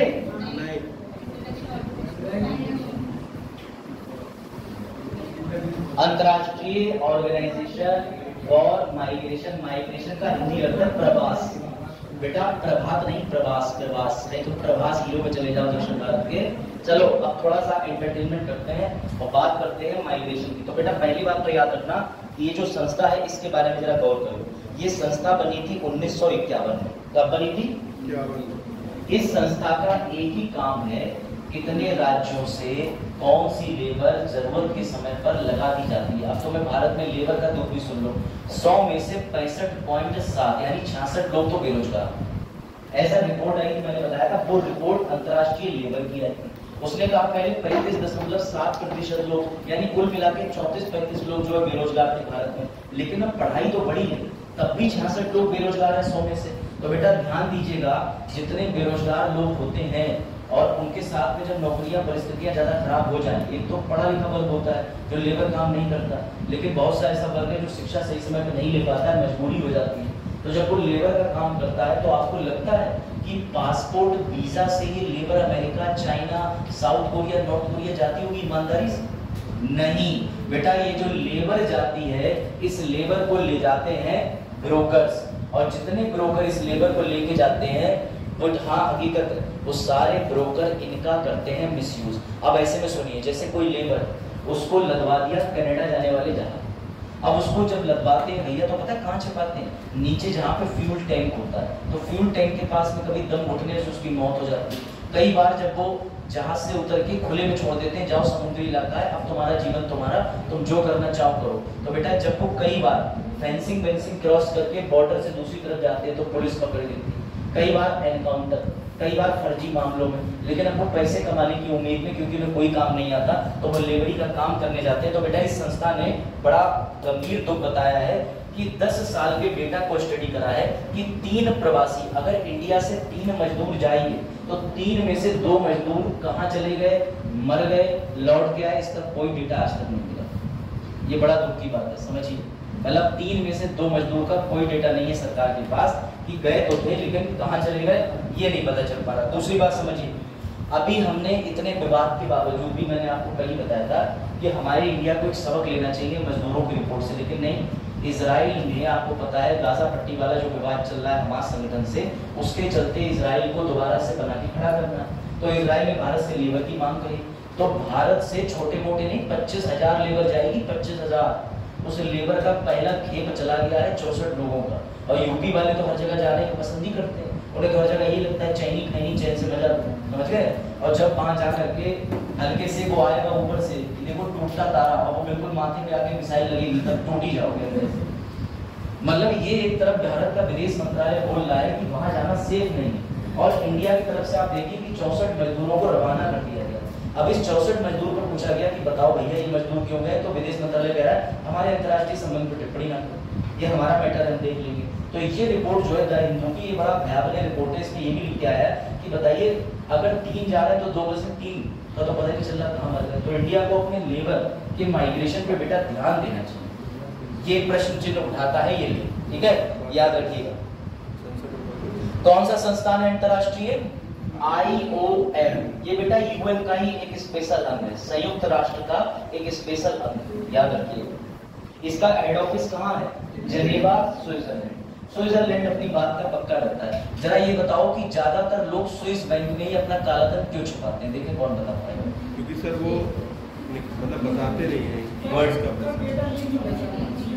डेटा। ये बात जो बिल्कुल कह रहा है कि बताते नहीं, और ये कह रहे हैं डेटा लीक होता है, बिल्कुल ईमानदारी से सही बता रहे हो। याद रखना स्विस बैंक जानी जाती है कॉन्फिडेंशियलिटी के लिए। स्विस बैंक से अमेरिका मांगते मांगते डिटेल थक गया, उसके कर्मचारियों ने जान दे दी 2 ने, लेकिन डेटा नहीं लीक करा। तो इस बात की इतनी वैश्विक रूप से चर्चा हुई कि लोगों ने फिर स्विस बैंक में ही अपना धन रखना शुरू कर दिया। रखा तो लीगल था लेकिन इलीगल में रखना शुरू कर दिया। अकाउंट होल्डर की जानकारी स्विस बैंक कभी नहीं देगा, मर जाएगा लेकिन नहीं देगा। वैसे एक और विवाद आ गया। अब विवाद ये आया है कि बेटा केजरीवाल जी का आईफोन मोबाइल सुर्खियों में। अब तुम कहोगे इनका आईफोन से क्या लेना देना, तो समझना सलोनी और इंडिया के एप्पल के बेटा आपका जैसे मोबाइल है नॉर्मल, अभी आप दुकान पे लेके जाओगे तो भैया जो कि मसाला खा रहे होंगे, मसाला थूक के घर में लाओ बहन की 50 रुपए में पूरा मोबाइल न्यू कर दे, सारे लॉक तोड़ दें। ऐसे ऐसे लॉक तोड़ देंगे वो जो जीवन में बने भी नहीं। वो बात अलग की है कि लड़कियों को जब भी मोबाइल अपना शॉप पे दें, सिर्फ उन्हें डेटा देने के लिए भी, तो भैया या तो फोन इरेज करके दें या अपना डेटा जरा कहीं और निजी रखें, क्योंकि वो डेटा उनके पास जाने के हाईली मिसयूज हो सकता है। मैं हमेशा ये कहता हूँ कि जितनी लड़कियां हैं वो गूगल क्रोम या यूट्यूब की मदद से, यूट्यूब पे वीडियो देख के अपने फॉर्म भरा करो। तुम्हारे आधार की डिटेल से कोई दूसरा सिम चला लेगा, तुम्हारे फोटो से कोई फर्जी फॉर्म बिहार की लड़की पेपर दे आएगी, फंसोगे तो। ये बात समझना।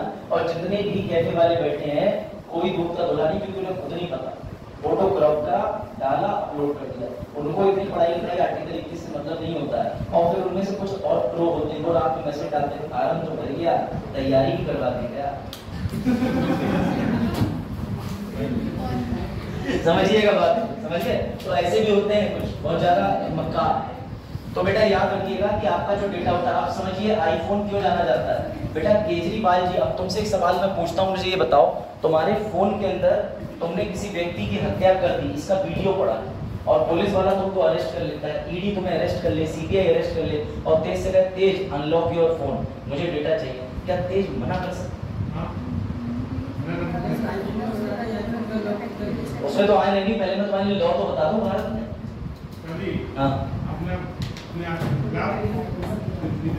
वेरी गुड, तभी मैंने कहा तुम्हारी बुद्धि ठीक है, तुम तैयारी करो, पहले करो, आराम से बैठो एकदम स्टूडेंट वाली फील, ठीक है। तो कहने का मतलब ये, आर्टिकल का नाम लिख लें, आर्टिकल 20, आर्टिकल 20 के अंदर उप अनुच्छेद 3, 20 का 3 ये कहता है कि कुछ भी हो जाए, कुछ भी हो जाए, तुम अपने खिलाफ गवाही नहीं दे सकते जो तुम्हारे लिए नुकसान दे।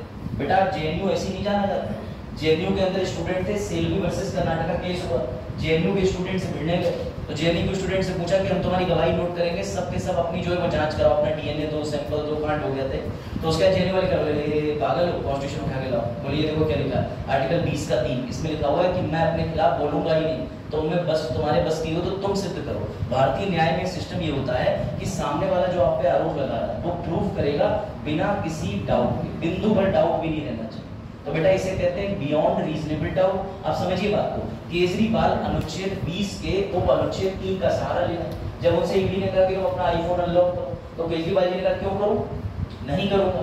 अब ईडी ने उनसे कहा कि क्यों नहीं करेंगे, इसका दबाव नहीं बना सकते क्योंकि आर्टिकल 20(3) बता रहा है। अब और सुनिए मजे की बात, दूसरा करारा जवाब मिला अमेरिका की कंपनी आईफोन एप्पल से। क्यों, उन्होंने भेजा ये फोन एप्पल के पास कि अनलॉक कर दो, एप्पल ने क्या पागल हो गया, हम वैसे 58,000 60,000 1 लाख का फोन बना, हम ये अनलॉक ही नहीं करेंगे और तुम हमें रोक नहीं सकते क्योंकि हमें खुद नहीं पता इसमें क्या है और डेटा इंक्रिप्टेड फॉर्म में रहता है, हमारे पास खुद ये डेटा हम तुम्हें निकाल के नहीं दे सकते। और अमेरिका भी कई बार आतंकवादियों के फोन, ये तो चलो केजरीवाल जी आतंकवादी तो नहीं, आतंकवादी अमेरिका में पकड़ा जाता है तो अमेरिका की ही कंपनी है, तब भी अमेरिका की कंपनी आईफोन अनलॉक नहीं करती, आतंकवादी का नहीं अनलॉक करती। सोच के देखो जरा, साफ कहती। फिर ये लोग मदद लेते हैं एथिकल हैकर्स, और हैकर जो है वो मांगते हैं पैसे। 7 करोड़ रुपया अमेरिका को देना पड़ा था एक हैकर को मोबाइल अनलॉक कराने के लिए, सिर्फ 7 करोड़ रुपया। और उसने क्या करा, चार्जिंग पिन के पास में स्टडी करके एक ऐसा सॉफ्टवेयर बनाया कि उसने प्लगइन करा, तो उसने 50,000 तरीके के कोड पैटर्न लगा करके तो फोन अनलॉक कर दिया। फिर हैकर अपनी बुद्धि का 7 करोड़ रुपया ले लिया उसने खरीद। ईडी सहायता लेगी, यही मैं तुम्हें बता रहा हूँ, यही ईडी को मैं दे रहा हूँ मैसेज, संग ये वीडियो देखेंगे नहीं तो भाई लोग नहीं देखते, ईडी का देखिए। तो फिलहाल अगर ईडी वाले देख लेंगे या फिर ऐसी वीडियो देखेंगे तो उन्हें पता है एथिकल हैकर्स का सहारा लेना ही लेना पड़ेगा। तो आईफोन उसका जो है सुर्खियों में है, याद रखिएगा, ठीक है, ये अभी चल रहा है। तो अगर तुम ऐसी कहीं न्यूज देखो, कुछ ऑनलाइन यूट्यूबर्स हैं जिनका काम ही यही है, क्या केजरीवाल का आईफोन बनेगा मुसीबत, अरे मुसीबत तो तब बनेगा पहले विधि तो पढ़ लो। चलिए बेटा वापस आ जाइए, ये कांड समझ गए इजराइल वाला, चलो। हाँ, तो याद रखना तुम अपने खिलाफ कोई साक्ष्य नहीं दे सकते, इसलिए पुलिस को दिया जाने वाली स्टेटमेंट कभी तुम्हारे विरुद्ध इस्तेमाल नहीं होगी। पुलिस से कह दो हमने मारा है, जान से मारा है, तो पुलिस कहीं सही बताओ हाँ हाँ, लेकिन जब तुम न्यायालय जाओगे जज कह रहे हैं तुमने उसे डंडा दिखाया होगा तभी वो डर गया होगा, मेरे सामने बताओ लल्ला तुमने मारा ना, इनने तो गवाही लिखी हमारी।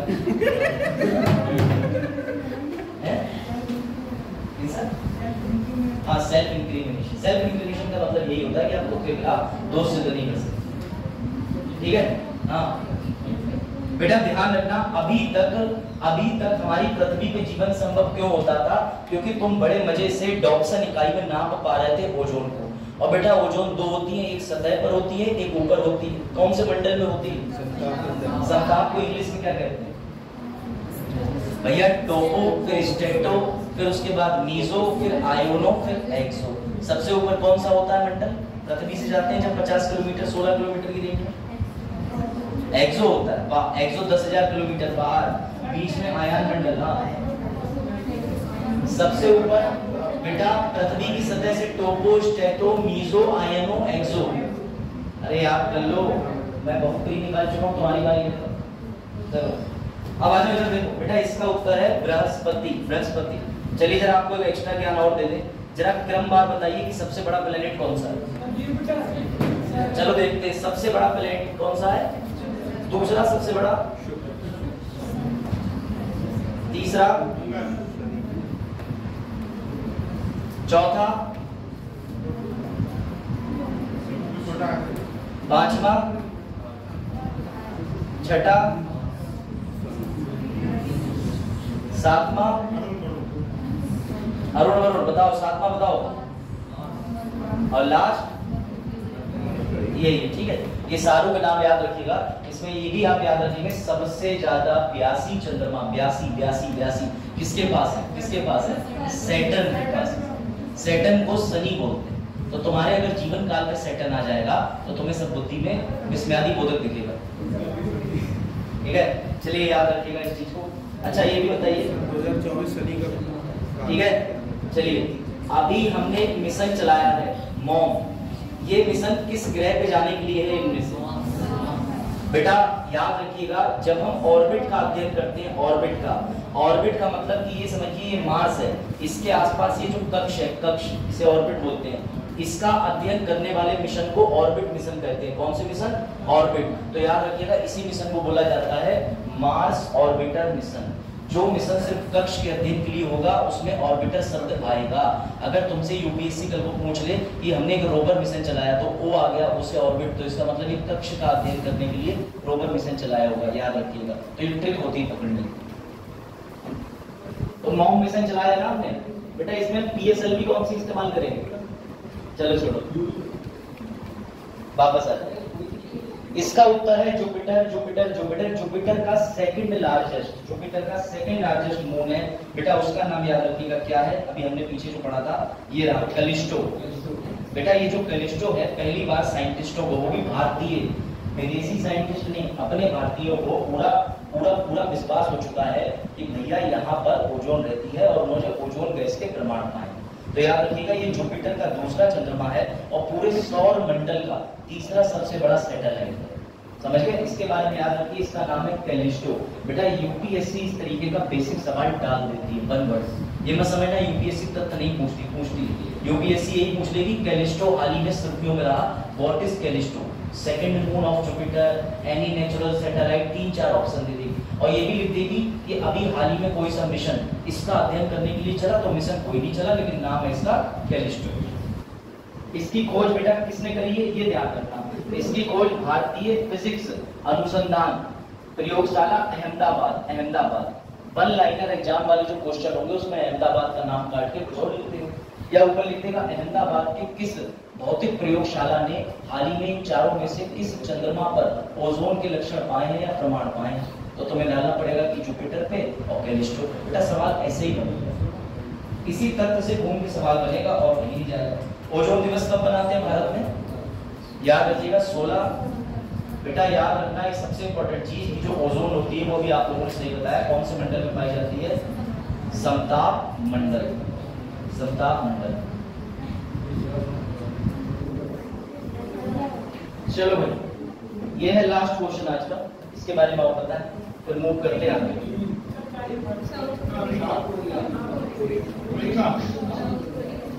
हाँ अमेरिका।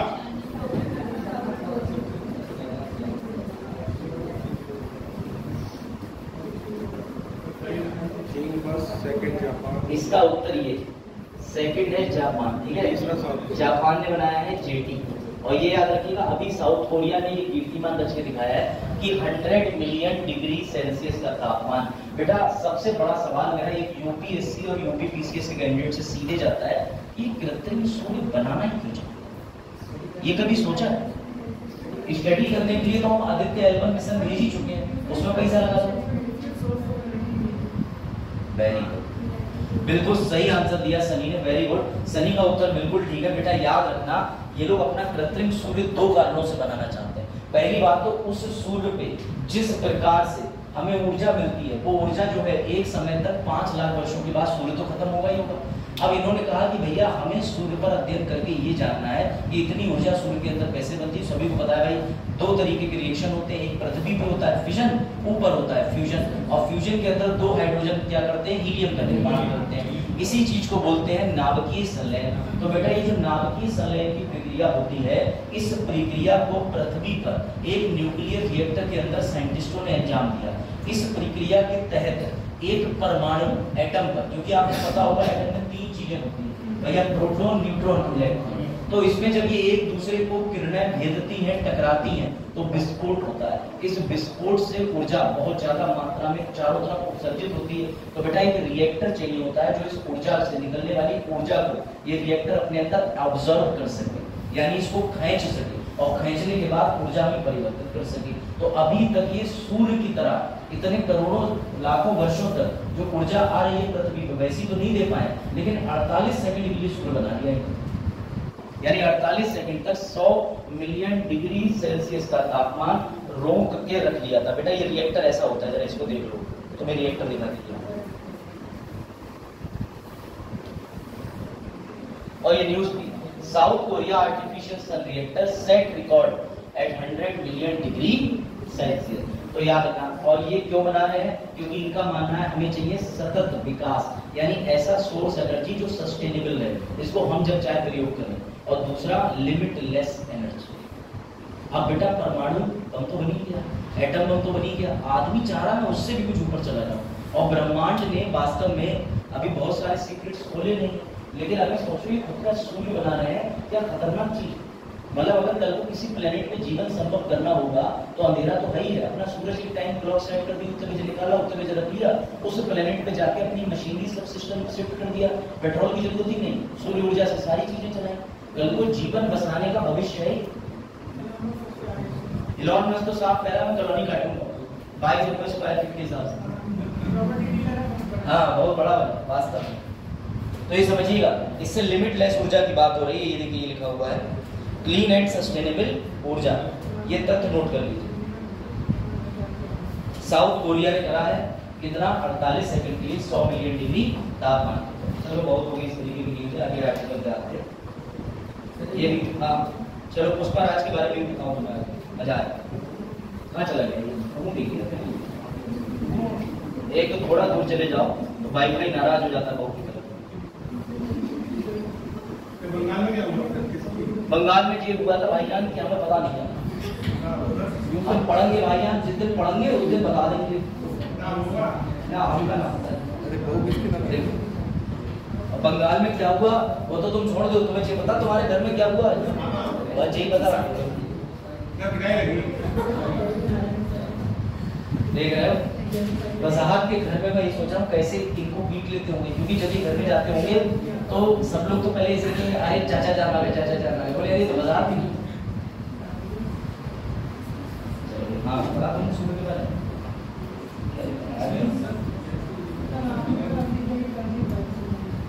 चले हर जगह की नहीं, अलग अलग। वो कॉन्गो रिपब्लिक थी जो मैंने बताया, वहाँ की जो है वो कुछ और होगी, सी से होगी उसका नाम। हाँ बांग्लादेश वाला कांड बता रहा है आपको, आपके लिए विशेष लेके आए। चलो भैया पुष्पाराज पिक्चर देखी, पुष्पाराज अरे पुष्पा देखिए ठीक है, पॉलिटी का मास्टर समझ के हल्का समझोगे, 4 सब्जेक्ट पढ़ा। हाँ तो बेटा याद रखना कि जिस प्रजाति से आ जाओ अल्लू अर्जुन उस पिक्चर में पुष्पा बने हैं, पुष्पाराज झुकेगा नहीं टेटेटेस। तो बेटा वो चर्चा में जो कोंडा रेड्डी जनजाति रही, ये आंध्र प्रदेश की है। आंध्र प्रदेश के अंदर कोंडा रेड्डी फोर्ट भी है। बेटा इस प्रजाति ने कमाल की बात कर दी पर्यावरण दृष्टिकोण से। कभी तुमने ऐसा देखा है कि किसी पेड़ में हल्के से चाकू मारा और नल की तरह बहुत तेज प्रेशर से पानी आने लगा? बेटा ये आज का सबसे इंपॉर्टेंट तथ्य है, ध्यान देना। सबसे पहले सुनिए, ये जो कोंडा रेड्डी प्रजाति है, फायदा हो गया इंस्टाग्राम चलाने का, जो अभी बर्बाद कर।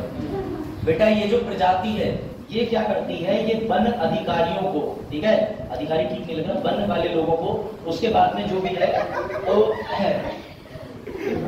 अरे उसमें फोटो में अधिकारी बनेंगे तो बेटा जितने भी वो होते हैं उनको वन को सूचना दे करके ये लोग लेके जाते हैं। और सुनिए ध्यान से, इनकी नजर में बहुत पुराना एक पेड़ होता है, ये पेड़, इस पेड़ की सूचना इनको बिल्कुल नहीं होती क्योंकि ये ट्रेनिंग एकेडमी के दौरान पढ़ाया ही नहीं जाता। लेकिन ये जो होते हैं पेड़, बेटा ध्यान दीजिएगा, इस पेड़ के बारे में ये कोंडा रेड्डी जनजाति अपनी बहुत सारी लोकल जो इनकी स्टोरीज होती है उसकी मदद से जानते थे। तो अब कमाल की बात सुनिए कि इस प्रजाति ने फैसला लिया कि चलो भैया मानव जाति का थोड़ा भला कर देते हैं। तो ये देखिए जितने भी ये चल रहा है पानी, इस वृक्ष की खासियत ये है कि इसके अंदर पानी भरा रहता है नेचुरल।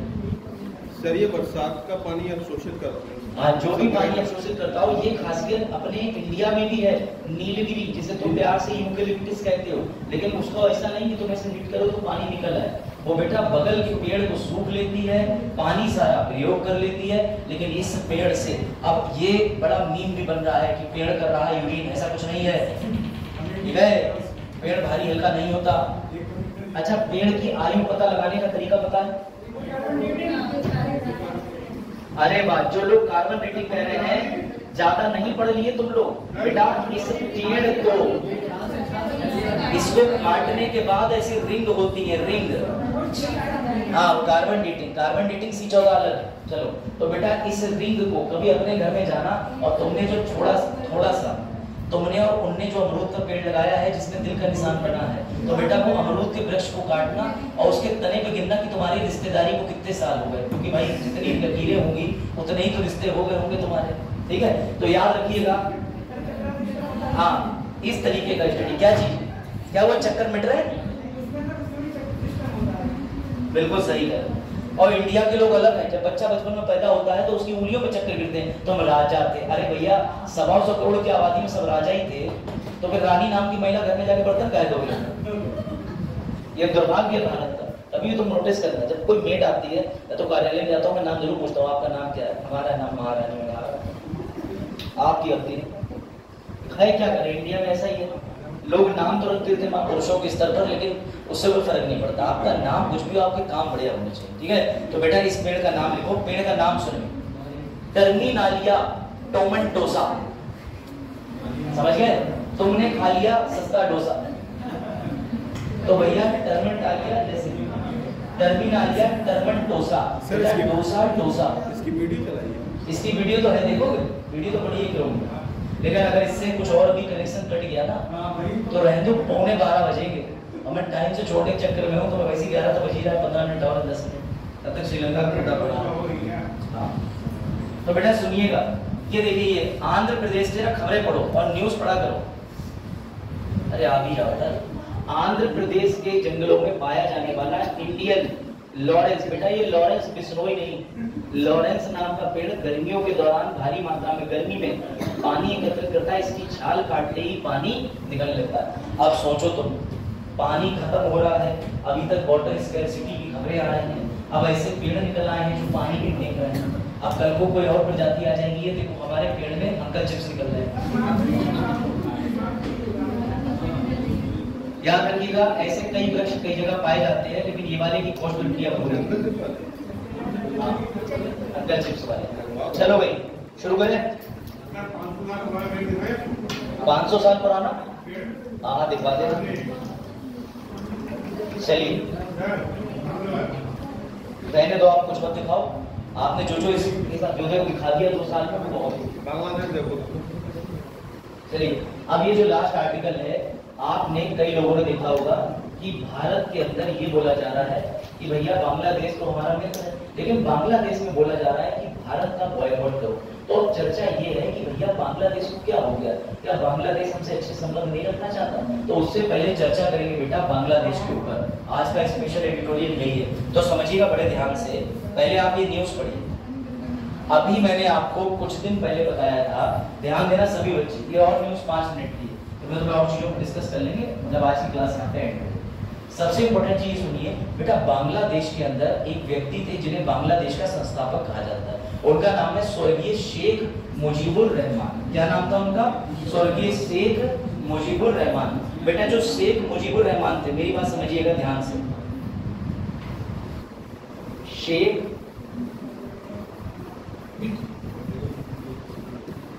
रहमान, बेटा ये जो थे इनकी बेटी है शेख हसीना। अब समझिएगा बात को, बांग्लादेश को आजाद कराने में भारत की भूमिका है। वो ऐसे रही कि बांग्लादेश जो है ना, वो रातों रात नहीं बन गया। तो मैं बांग्लादेश की स्टोरी दिखाता हूँ तो मजा आएगा। बांग्लादेश को लेकर के समस्या क्या थी, तो सबसे पहले थोड़ा ऐतिहासिक दृष्टिकोण पे आ जाओ। अब आप कहोगे सर क्यों आ जाओ, देखना ध्यान से।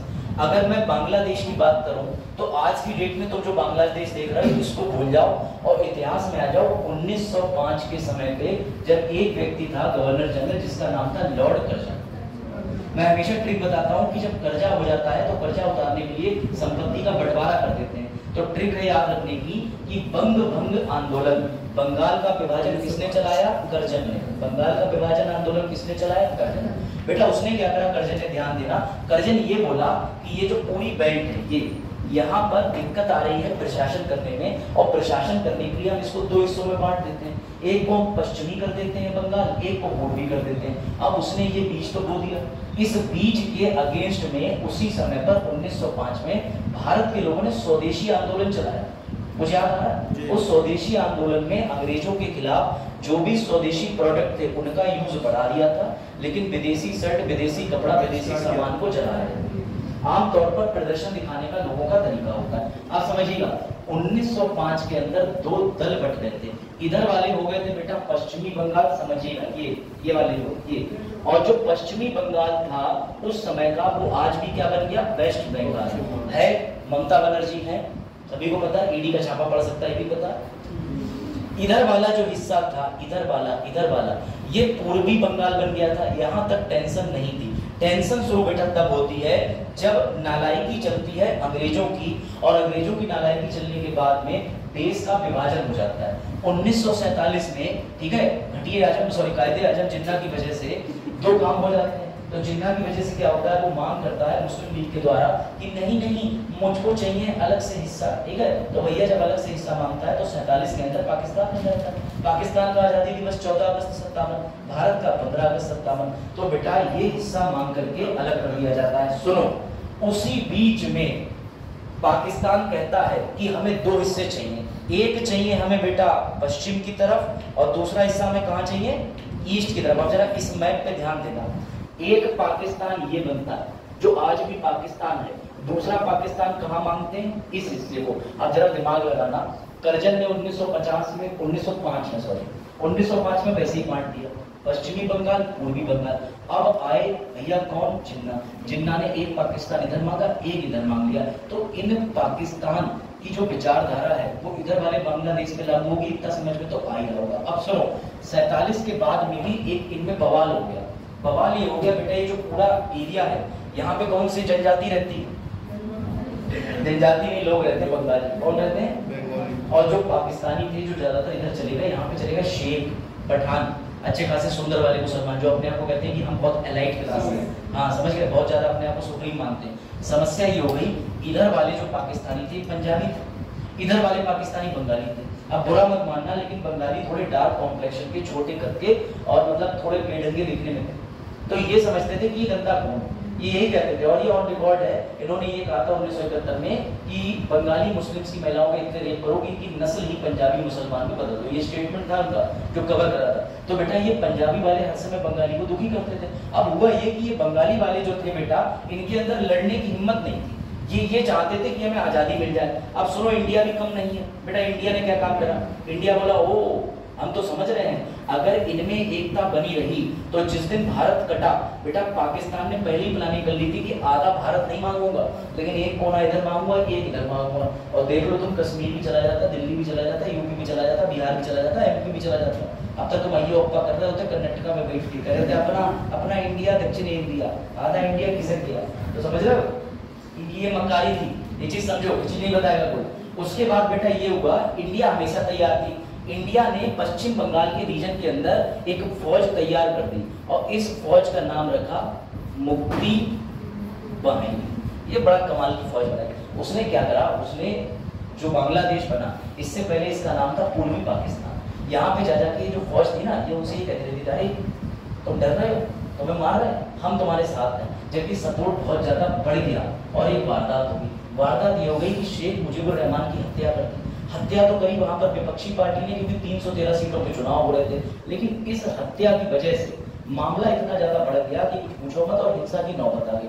अब ये हिंसा जो है, इसका कनेक्शन तो मैं बाद में दूंगा। उससे पहले आया था जब शेख मुजीबुर रहमान जीवित थे, तब क्या हुआ ये, शेख मुजीबुर रहमान चुनाव जीत जाते हैं। कायदे में उनको पूरे इस एरिया का पीएम बनना चाहिए। भाई जो 313 सीटें मिला के जीतेगा वही पीएम बनेगा। लेकिन ये बात पंजाबी मुसलमान को नागजारा गुजरी।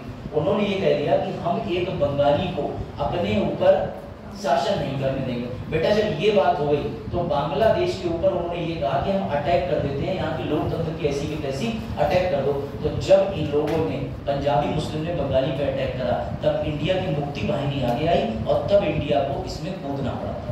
और याद रखिएगा, जब इंडिया इसमें कूदने के लिए आगे आई तो इंडिया के बहुत जाने माने फील्ड मार्शल थे जिनका नाम था सैम मानिक शाह। बेटा ये सैम मानिक साहब को इंदिरा जी बुलाती हैं और इनसे पूछती हैं बड़े प्यार से कि बताइए, क्या हमें, आपको नहीं लगता कि बांग्लादेश क्रांति में हिस्सेदारी देनी चाहिए? तो ये बोले मैडम लड़ने की तो कोई बात नहीं, लेकिन ये सुन लो कि अगर अभी युद्ध हुआ तो हम हार जाएंगे। तो मैडम बोली कैसे? बोले इंडिया के 3 फ्रंट हैं। फ्रंट एक का मतलब यहाँ से ये आएंगे, इंडिया मार देगा।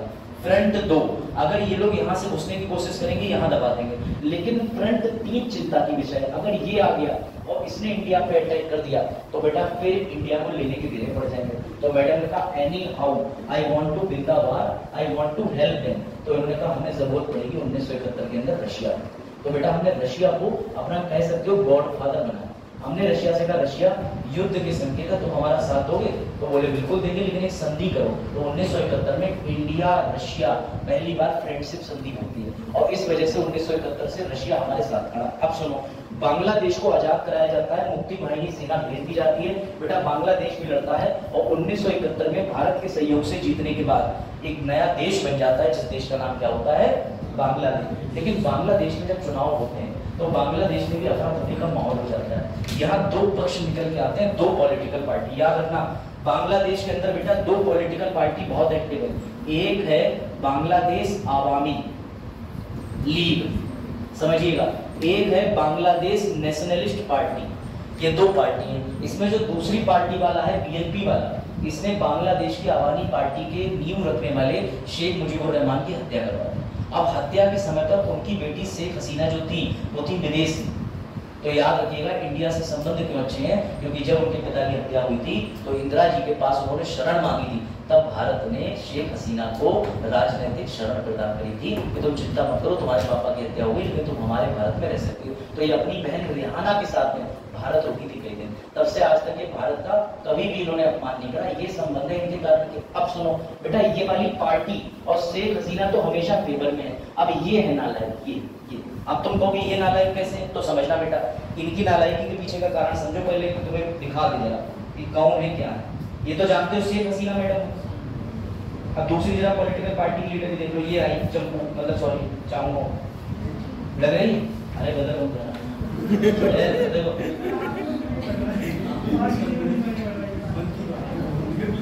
देखो मैं बिल्कुल वही था, फिर अंतरात्मा एक। चलो हमारा भावना कनेक्शन पे आप भावना कनेक्शन। तो बेटा सुनिए, ये जो है ये इनका नाम सुन लीजिए, मैडम का नाम बेटा ये है खालिदा जिया। अब सुनो, खालिदा जिया ने क्या राजनीति अपनाई है? ये किस पार्टी की है? Bangladesh nationalist party. यही जिम्मेदार थे इनके जो भैया, इन्हीं की पार्टी के, ठीक है, इन्हीं की पार्टी के लोग जिम्मेदार थे शेख को मारने के लिए। अब इनको लग गई है मिर्चें, क्योंकि जो शेख हसीना है वो 5वीं बार जीत गई है, वो बन गई है वापस से। अब पता है ये चुनाव तो जीती नहीं, तो इनके मन में क्या है, ये क्या आर्गुमेंट कर रही है? ऐसा है, ये चुनाव जो जीती है, ये चुनाव जीतने के बाद कभी भी इन्होंने यहाँ पर लोगों पे ध्यान नहीं दिया, ऐसा कर दिया वैसा कर दिया, ये किसी भी तरीके की नहीं है। और ये सारा मामला बना क्यों? तो इसमें हमारे मोदी जी भी जो है 2 औरतों के बीच में मानते नहीं, कभी लड़ाई लगवाने से। मोदी जी क्या कर रहे हैं? मोदी जी ने बांग्लादेश के अंदर पीएम जीतने के बाद ट्वीट कर दिया एक्स पे। अब तो ट्वीट भी जो है वो एक्स हो चुका है, पता नहीं ट्वीट से इलॉन मस्क के क्या रिश्ते खराब हो गए कि उन्होंने एक्स बना दिया। तो every x has value, learn from Elon Musk. तो बेटा हुआ ये कि मोदी जी ने बधाई दे दी। अब बधाई देने के बाद इस औरत ने ये बात पकड़ ली कि जब इंडिया से बधाई आई तो मैं इंडिया को टारगेट कर दूं। और आजकल के पड़ोसी राज्य कर ही रहे, इन्होंने तुरंत टिप्पणी कर दी कि देखा इंडिया ऐसी पार्टी को सपोर्ट कर रही है जो हमारा विकास नहीं चाहते, ये सब शेख मुजीबुर रहमान के जितने बारिश हैं, ये किसी बंगाली का भला नहीं चाहते, फलाना नहीं चाहते। और इन्होंने कह करके ट्रेंड चला दिया कि बॉयकॉट इंडिया। आप सुनो मजे की बात, जब इन्होंने बॉयकॉट इंडिया की बात करी तो शेख हसीना सामने आए, बोली तुम क्या क्या बॉयकॉट करोगे? तुम्हारे जितने नेताओं के घर पे महंगे आभूषण, महंगी साड़ियां, सबसे पहले तो तुम्हें बॉयकॉट करना है तो साड़ी उतार के चलाओ। ये साड़ी जो तुम पहनी हो वो इंडिया से आती है, इतनी एक्सपेंसिव साड़ी है, इतनी महंगी महंगी ज्वेलरी है। तब बेटा इनके कुछ बेवकूफों ने हरकत भी करी। कुछ लोगों ने वीडियो वायरल कर रहे हैं जिसमें वो घर में पुराना कपड़ा टंगा हुआ होता है, उसको जला के कह रहे हैं हम तो कभी इंडिया की साड़ी लेते नहीं थे, लेकिन इंडिया इससे भी खुश है। अब तुम कहोगे सर इंडिया इससे भी खुश क्यों है? तो लो मैं तुम्हें एक और मजे की बात समझ खाता हूँ, देखो सीधा एनालिसिस करो। बेटा बांग्लादेश के लोग जब इंडिया को पसंद नहीं भी कर रहे हैं तो भी हमारा पता है कितना व्यापार है, हम 19 बिलियन रुपया उनसे कमाते हैं, 2 बिलियन का हम खरीदारी करते हैं। यानी जब उनके मन में एक पॉलिटिकल पार्टी पक्ष की, जो पॉलिटिकल पार्टी है ये उसी विचारधारा की पार्टी है जो पाकिस्तान के लोगों के नियंत्रण में। मेरी बात समझना, जब पाकिस्तान ने इतने सारा शासन करा तो कुछ लोग तो सुधरे नहीं, वो पाकिस्तान का ही खाए हैं, पाकिस्तान का ही खाएंगे। तो बेटा उन्हीं की पॉलिटिकल पार्टी है ये बीएनपी पार्टी। सुनिए मजे की बात, इंडिया ये सोच रहा है पॉजिटिव बात कि जब श्रीलंका से संबंध को बांग्लादेश के अंदर आधे वर्ग के संबंध खराब है तो हमारा व्यापार 19 बिलियन का हो रहा है। अगर हमारे संबंध और अच्छे हो गए तो पता नहीं कितना हो जाएगा। और वैसे इंडिया को उससे व्यापार बढ़ाना पड़ेगा, क्योंकि बेटा चाइना देख रहे हो, चाइना 26 बिलियन का व्यापार कर रहा है। इंडिया के लिए ये चिंता की बात है कि चीन इतना व्यापार कैसे कर रहा है। मतलब चाइना से बांग्लादेश के जो लोग हैं वो चाइना को 26 बिलियन डॉलर दे रहे हैं और इंडिया को 19 बिलियन डॉलर दे रहे हैं। खरीद रहे हैं हमसे सामान, साड़ी, गिफ्ट, चाय पत्ती, मसाले, लहसुन, प्याज, सब इंडिया में मिलता है। तो बेटा इसी बात पर शेख हसीना जी ने बड़ा अच्छी बात कही है। देखिए शेख हसीना जी सामने आई और उन्होंने कहा कि सारे मसाले, सारे एक्सपेंसिव आइटम पहले तुम सब बॉयकॉट करो ना, जब तुम ज्यादा इंडिया के विरोध में आ रहे हो तो चिंता की कोई बिल्कुल बात नहीं है। वर्तमान प्रधानमंत्री जो कि 5वीं बार बना है, 12वें नंबर का प्रधानमंत्री है, जब वो खुद चीख कह रहा है कि India is my country, India is our country, हम इंडिया से संबंध खराब नहीं करेंगे, तो बेटा इंडिया को रत्ती भर भी टेंशन की बात नहीं है बांग्लादेश से। ये ध्यान रखना, क्योंकि उनके अंदर एक लीडर है इन्हीं की विपक्षी पार्टी के, राहुल कौल, पता नहीं जो भी है, रफीक कौल जो भी है, तो बेटा उसने कश्मीरी शॉल जलाई रोड पे आके, ठीक है, और विरोध करा कि देखो इंडिया के लाइव उत्पाद जलाओ। तो इन्होंने आगे सामने करके क्या क्या जलाओगे तुम? जला दो, साड़ी जला दो, मसाले जला दो, सब जला दो, रोड पे आ जाओ, खुद को जला दो। तो समझिएगा बांग्लादेश से हमारे जो बेटा संबंध हैं उनके पीछे का बैकग्राउंड समझ गए। हमने शेख हसीना को इंडिया में शरण दी थी, बांग्लादेश के आज़ादी में भूमिका थी, और बेटा जब तक शेख हसीना और इनका परिवार जो टीम है बांग्लादेश अवामी लीग, उसकी जनरेशन चलती रहेगी, कोई बांग्लादेश से भारत का संबंध खराब करने वाला पैदा नहीं हुआ। अब इसी का है तब तक ही। अब एक समस्या और है, अब श्रीलंका इस फायदे को लेना चाह रहा है।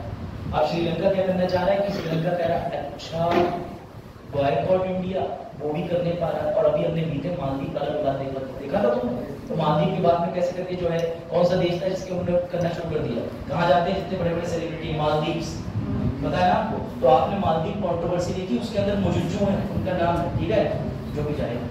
तो भैया जो मिजुज्जू हैं उन्होंने टिप्पणी कर दी इंडिया के लोगों के लिए जो है कोई इतना बड़ा टूरिज्म का क्षेत्र, इंडिया के लोगों को अकल नहीं है, अपने माइंड क्लीन करें, जे करें। मोदी जी ने एक ट्वीट मार दिया, बोले ऐसा है, ध्यान से सुनो, कल से सब लोग आओ अंडमान निकोबार और इधर आ जाओ, जरा मालदीव के लक्षद्वीप घूम लो आकर के। 6ठे नंबर पे आ गए हैं टूरिस्ट में, नंबर 1 पे था मालदीव, 6ठे पे आ गया है, 6ठे पे। कल की रिपोर्ट है, वो अपना कर्जा माफ करने के लिए गुहार लगा रहा है। उन्हें ये समझ जाना चाहिए, बेटा भले ही कह सकता है पापा तुम घर बैठो मैं काम संभाल लूंगा, लेकिन तुम पापा की जगह रिश्तेदारी में बैठ के शराब नहीं पी सकते पिताजी के लेवल की, समझ रहे हो बात? तो पिताजी ये चीज समझिएगा, बहुत बड़ी बात है ये। तो बेटा ये पूरी जो बांग्लादेश का इतिहास है वो तुम समझ गए होगे, याद रखिएगा क्या। हाँ मालदीव पे अटैक करते हैं, तो अंतर्राष्ट्रीय संबंध पढ़े हो तुम। अब 4 मिनट है, तुम्हारे लिए एक और रोचक चीज लेके आया हूँ।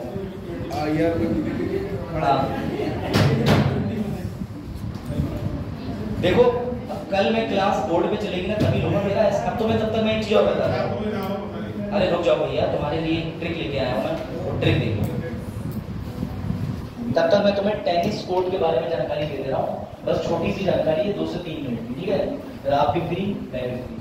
बेटा कल पीडीएफ इसमें होगी तो ज्यादा मजा आएगा, इसी में डायरेक्ट ड्रॉप कर लेंगे, लेकिन नहीं देखने को मिलेगा। तुम लोग तो अभी चले जाओगे, मैं रुक के पहले इस बार सेट करूंगा, फिर चाहे कितना भी टाइम लगे, ठीक है। अब समझिएगा मेरी बात, कई लोगों ने आप में से सुना होगा कि ग्रैंड, भैया कई तरीके के ग्रैंड स्लैम टूर्नामेंट हो रहे हैं, ग्रैंड टेनिस टूर्नामेंट हो रहे हैं। ये होता है टेनिस, पहले तो ये देखो, टेनिस के खिलाड़ी को टेनिस प्लेयर कहते हैं। टेनिस में इस्तेमाल होने वाली एक बॉल होती है कॉस्को की, बेटा इसके साथ रैकेट होता है, समझ गए।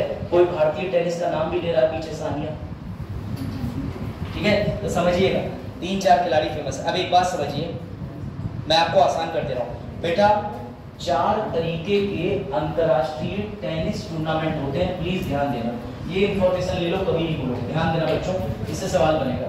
4 तरीके के ग्रैंड स्लैम टेनिस टूर्नामेंट होते हैं। पहला है ऑस्ट्रेलिया, दूसरा है फ्रेंच, तीसरा विंबलडन, चौथा यूएस। समझिएगा पूरे वर्ष में अलग अलग महीनों में 4 बार टेनिस खेला जाता है, एकदम आसान भाषा में। पूरे विश्व में अलग अलग महीनों में साल भर में 4 बार टेनिस खेला जाता है, जिसमें सबसे पहली टेनिस प्रतियोगिता होती है ऑस्ट्रेलिया, ये अभी हो गई है, निकल चुकी है। अब प्रतियोगिता मिलेगी फ्रेंच, इसके बाद विंबलडन, और साल के अंत में यूएस ओपन। बेटा टेनिस खेलने के लिए अलग अलग प्रकार के कोर्ट होते हैं। कोर्ट का मतलब होता है मैदान, समझ गए? जैसे मिट्टी का मैदान हो गया, सिंथेटिक मैदान हो गया, सीमेंट का मैदान हो गया या घास का मैदान हो गया। ये जो मैदान है वो अलग अलग हिसाब से खेले जाते हैं। समझिएगा, जब भी ऑस्ट्रेलियन मैच चल रहा होगा टेनिस का, तो मैदान कैसा होगा? सीमेंट का, सीमेंट का, सीमेंट का। याद रखिएगा हार्ड। जब भी कभी ऑस्ट्रेलिया में टेनिस का मैच चल रहा होगा, ऑस्ट्रेलिया, ऑस्ट्रेलिया नाम से, शहर कहीं ऑर्गेनाइज हो जाए कोई दिक्कत नहीं, लेकिन लिखा होगा ऑस्ट्रेलिया टेनिस टूर्नामेंट, तो जो कोर्ट बना होगा वो किसका बना होगा? सीमेंट का। लेकिन अगर फ्रेंच टूर्नामेंट चल रहा तो मिट्टी का कोर्ट होता है, किले का, किले का, जैसे रेत होती है, जैसे कबड्डी खेलते हैं, कुश्ती खेलते हैं, बेटा ऐसा मिलेगा। अगर कभी विंबलडन चल रहा हो तो बेटा विंबलडन के समय पे जो कोर्ट मिलेगा वो कैसा मिलेगा? घास का। कौन सा? घास का। लास्ट, अगर कभी अमेरिका ओपन चलना हो तो भी सीमेंट वाला मिलेगा। तो दो जो है उनके अंदर आपको सीमेंट या हार्ड मिलेगा, ऑस्ट्रेलिया यूएस, ऑस्ट्रेलिया यूएस। बाकी मिट्टी वाला कहाँ मिलेगा बेटा? फ्रेंच। घास वाला कहाँ मिलेगा? विंबलडन में। आप समझिए जरा, छोटी सी ट्रिक है, बस याद हो जाएगा। ये चारों देख लीजिए, ये हार्ड है, ये ग्रास है, ये क्ले। जहां हार्ड नहीं होगा बस सिंथेटिक डाल देंगे, एक ही बात है। इसको नहीं भी याद रखो, 1 2 3 याद रखो, ठीक है? अब समझो ध्यान से, ये है 4 ग्रैंड स्लैम टेनिस टूर्नामेंट। अब जरा इस पे आ जाइए, महीनों के हिसाब से याद रखिए। इस समय कौन सा महीना चल रहा है सर? जनवरी निकल चुका। जनवरी क्या हो चुका सर? जनवरी निकल चुका। ध्यान दीजिएगा बेटा। तो क्या ऑस्ट्रेलियन ओपन होगा सर? अब होगा 2025। अभी क्या मई जून आ गया? आने वाला है। तो बेटा ये फ्रेंच ओपन देखने को मिलेगा तुम्हें खबरों में। उसके बाद जब जून जुलाई ये खत्म हुआ, ये शुरू हुआ, विंबलडन मिलेगा। और अगस्त सितंबर में कौन सा मिलेगा? US open. इतने में कोई दिक्कत? साल भर टेनिस टूर्नामेंट चलते हैं। अब सुनो अभी और चीज भी, खिलाड़ियों के नाम भी तो तुम्हें याद करा दें। अब जरा ये चीज लिख लो, ये अब आ जाए, ये आ गया बेटा। समझिएगा ध्यान से, ग्रैंड स्लैम टूर्नामेंट जो है, मैंने ये बस उसकी ट्रिक निकाली था, देखिएगा। सबसे पहला कौन सा था? Australian, French, Wimbledon, US. बेटा याद रखिएगा, जाना माना खिलाड़ी है जो ये चारों के अंदर पुरुष एकल, मतलब जब अकेला आदमी टेनिस खेलता है, जब अकेला आदमी टेनिस खेलता है उसमें जीतता होगा। बेटा ये जो है सामने बना हुआ नोवाक जोकोविच, सर्बिया देश का, ये सारे ही जीतता है, ज्यादातर जीता हुआ है। तो बेटा याद रखिएगा, जब भी पुरुष एकल की बात हो, इसने 2023 में सब जीते हैं, बस ये तीसरा वाला नहीं जीता। ये भी जीता, ये भी जीता, ये भी जीता, बस ये घास वाला नहीं जीता। और बेटा याद रखना, ये तीसरे नंबर पे आ रहा है, 3। तो यहाँ पर जो व्यक्ति है उसका नाम भी सी से आ रहा है। ये भी तीसरे नंबर पे, अल्फाबेट भी तीसरे नंबर पे, और विंबलडन वाला भी तीसरे नंबर पे। क्या नाम है? Carlos Alcaraz. मैन वाला याद हो गया। मैन वाले में 4 जो हैं, उन 4 में से सिर्फ विंबलडन तीसरा वाला जो सी पे आता है, ABC। सी क्यों मैं बता रहा हूँ? क्योंकि उसका नाम है कार्लोस अल्काराज, ठीक है बेटा। याद रखना, ये कार्लोस जो है इसने विंबलडन वाला जीता है, बाकी सब किसने जीते हैं? नोवाक जोकोविच ने। अब समझ लीजिए, इस पे आ जाइए। लड़कियों वाले में समझ लो, एक छोटी स्टोरी। बेटा एक कोच ने खिलाड़ी से कहा कि तुम्हारा लक्ष्य जो है वो कप पे होना चाहिए। लक्ष्य जो है वो ट्रॉफी को कप देते हैं। तो बेटा ये 4 वर्ड क्रम अनुसार लिख लो। सबसे पहले ऑस्ट्रेलिया के आगे लिख दिया A, फ्रेंच के सामने I, और दूसरा क्या आ जाएगा बेटा? M आएगा यहाँ पे। ये वर्ड ठीक कर लीजिएगा, ठीक है? AIM, ये रही ट्रिक। और तीसरा किस पे फोकस रखना? कप पे। तो बेटा मैच वही रहेंगे। ए से कौन सा वाला? ऑस्ट्रेलिया, जनवरी में हो चुका। कौन जीता? अरायना, ठीक है। उसके बाद फ्रेंच वाला आई से कौन जीती? ईगा। उसके बाद विंबलडन में एम आ रहा है, एम से कौन जीता? मार्टेटा। और उसके बाद लास्ट में यू। तो ये बचा कप पे फोकस करना, इसका नाम है कोको। तो ट्रिक हो जाएगी, एम रखना है AIM, किस पे रखना है? कप पे, सी। ये चीज बनूंगा। पुरुषों वालों में सिर्फ विंबलडन वाला चेंज हो रहा था, बाकी सब में नोवाक। महिलाओं में बेटा सबके नाम अलग अलग है। तो ट्रिक बनेगी, एम रखना कप पे, ए से अराइना, आई से ईगा, एम से मार्टेटा, सी से कोको। सी से कौन है? याद रखना, हाँ कोको कोला। खिलाड़ियों के नाम सम्मान से लीजिए। बस यही ट्रिक थी। वुमेन के अंदर आप देख सकते हो, फोटो अगर आपको देखना हो, कोको कोला ही बोलूंगा। बेटा ये रही है अराइना, ईगा, मार्टेटा, कोको। ये एम आएगा, पता नहीं आई मैंने फिर क्यों बना दी है। अब ये लास्ट है स्लाइड, बस इसे याद कर लीजिए बेटा। नोवाक जोकोविच सबसे ज्यादा बार ये टूर्नामेंट जीता है, यानी कम से कम 24 टूर्नामेंट जीत चुका है। और बेटा ऑस्ट्रेलियन ओपन सबसे ज्यादा जीतने वाला खिलाड़ी यही नोवाक जोकोविच। फ्रेंच सबसे ज्यादा बार जीतने वाला राफेल, और राफेल का विमान भी फ्रांस से हम ले रहे हैं, तो ऐसे याद रखो बेटा। तीसरे पे विंबलडन, रोजर, और लास्ट में यूएस ओपन, बिल टिल्डे। इनकी ये संख्या याद रखना, हो सकता है पूछे कि सबसे ज्यादा बार विंबलडन किसने जीता, रोजर ने, रोज जीतते हैं विंबलडन। और फ्रेंच में राफेल विमान, ऑस्ट्रेलिया से जोकोविच, सबसे ज्यादा जोकोविच। यूएस से बेटा, यूएस आए दिन बिल पास करता रहता है, तो यूएस से बिल, यूएस से बिल, विंबलडन रोज, फ्रेंच से राफेल, ऑस्ट्रेलिया नोवाक, सबसे ज्यादा नोवाक। बस यही इसी को याद रखना है। भारत से याद रखिएगा। अब ये सवाल आप लगाइए और इस सवाल का उत्तर दे दीजिए। अब आपको कुछ समझ में आ जाएगा थोड़ा सा।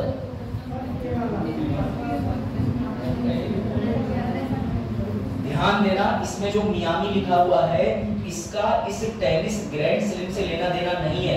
कुछ प्रतियोगिताएं साल में अलग से ऑर्गेनाइज होती रहती हैं, उसमें भारत के रोहन बोपन्ना और ऑस्ट्रेलिया के मैथ्यू एडम की जोड़ी आजकल कमाल कर रही है। तो इन्होंने मियामी भी जीत लिया, और मियामी ही सिर्फ नहीं जीता, इसको भी देख लीजिए जरा। इन्होंने कौन सा वाला जीता जनवरी माह के अंदर? ऑस्ट्रेलिया। ऑस्ट्रेलिया वाला कब हुआ होगा? जनवरी में। ये भी जीत के आ गए हैं। बस यही चीज थी। ठीक है, चलो फिर इसको तो मैं सेट करता हूँ। आप लोगों की क्लास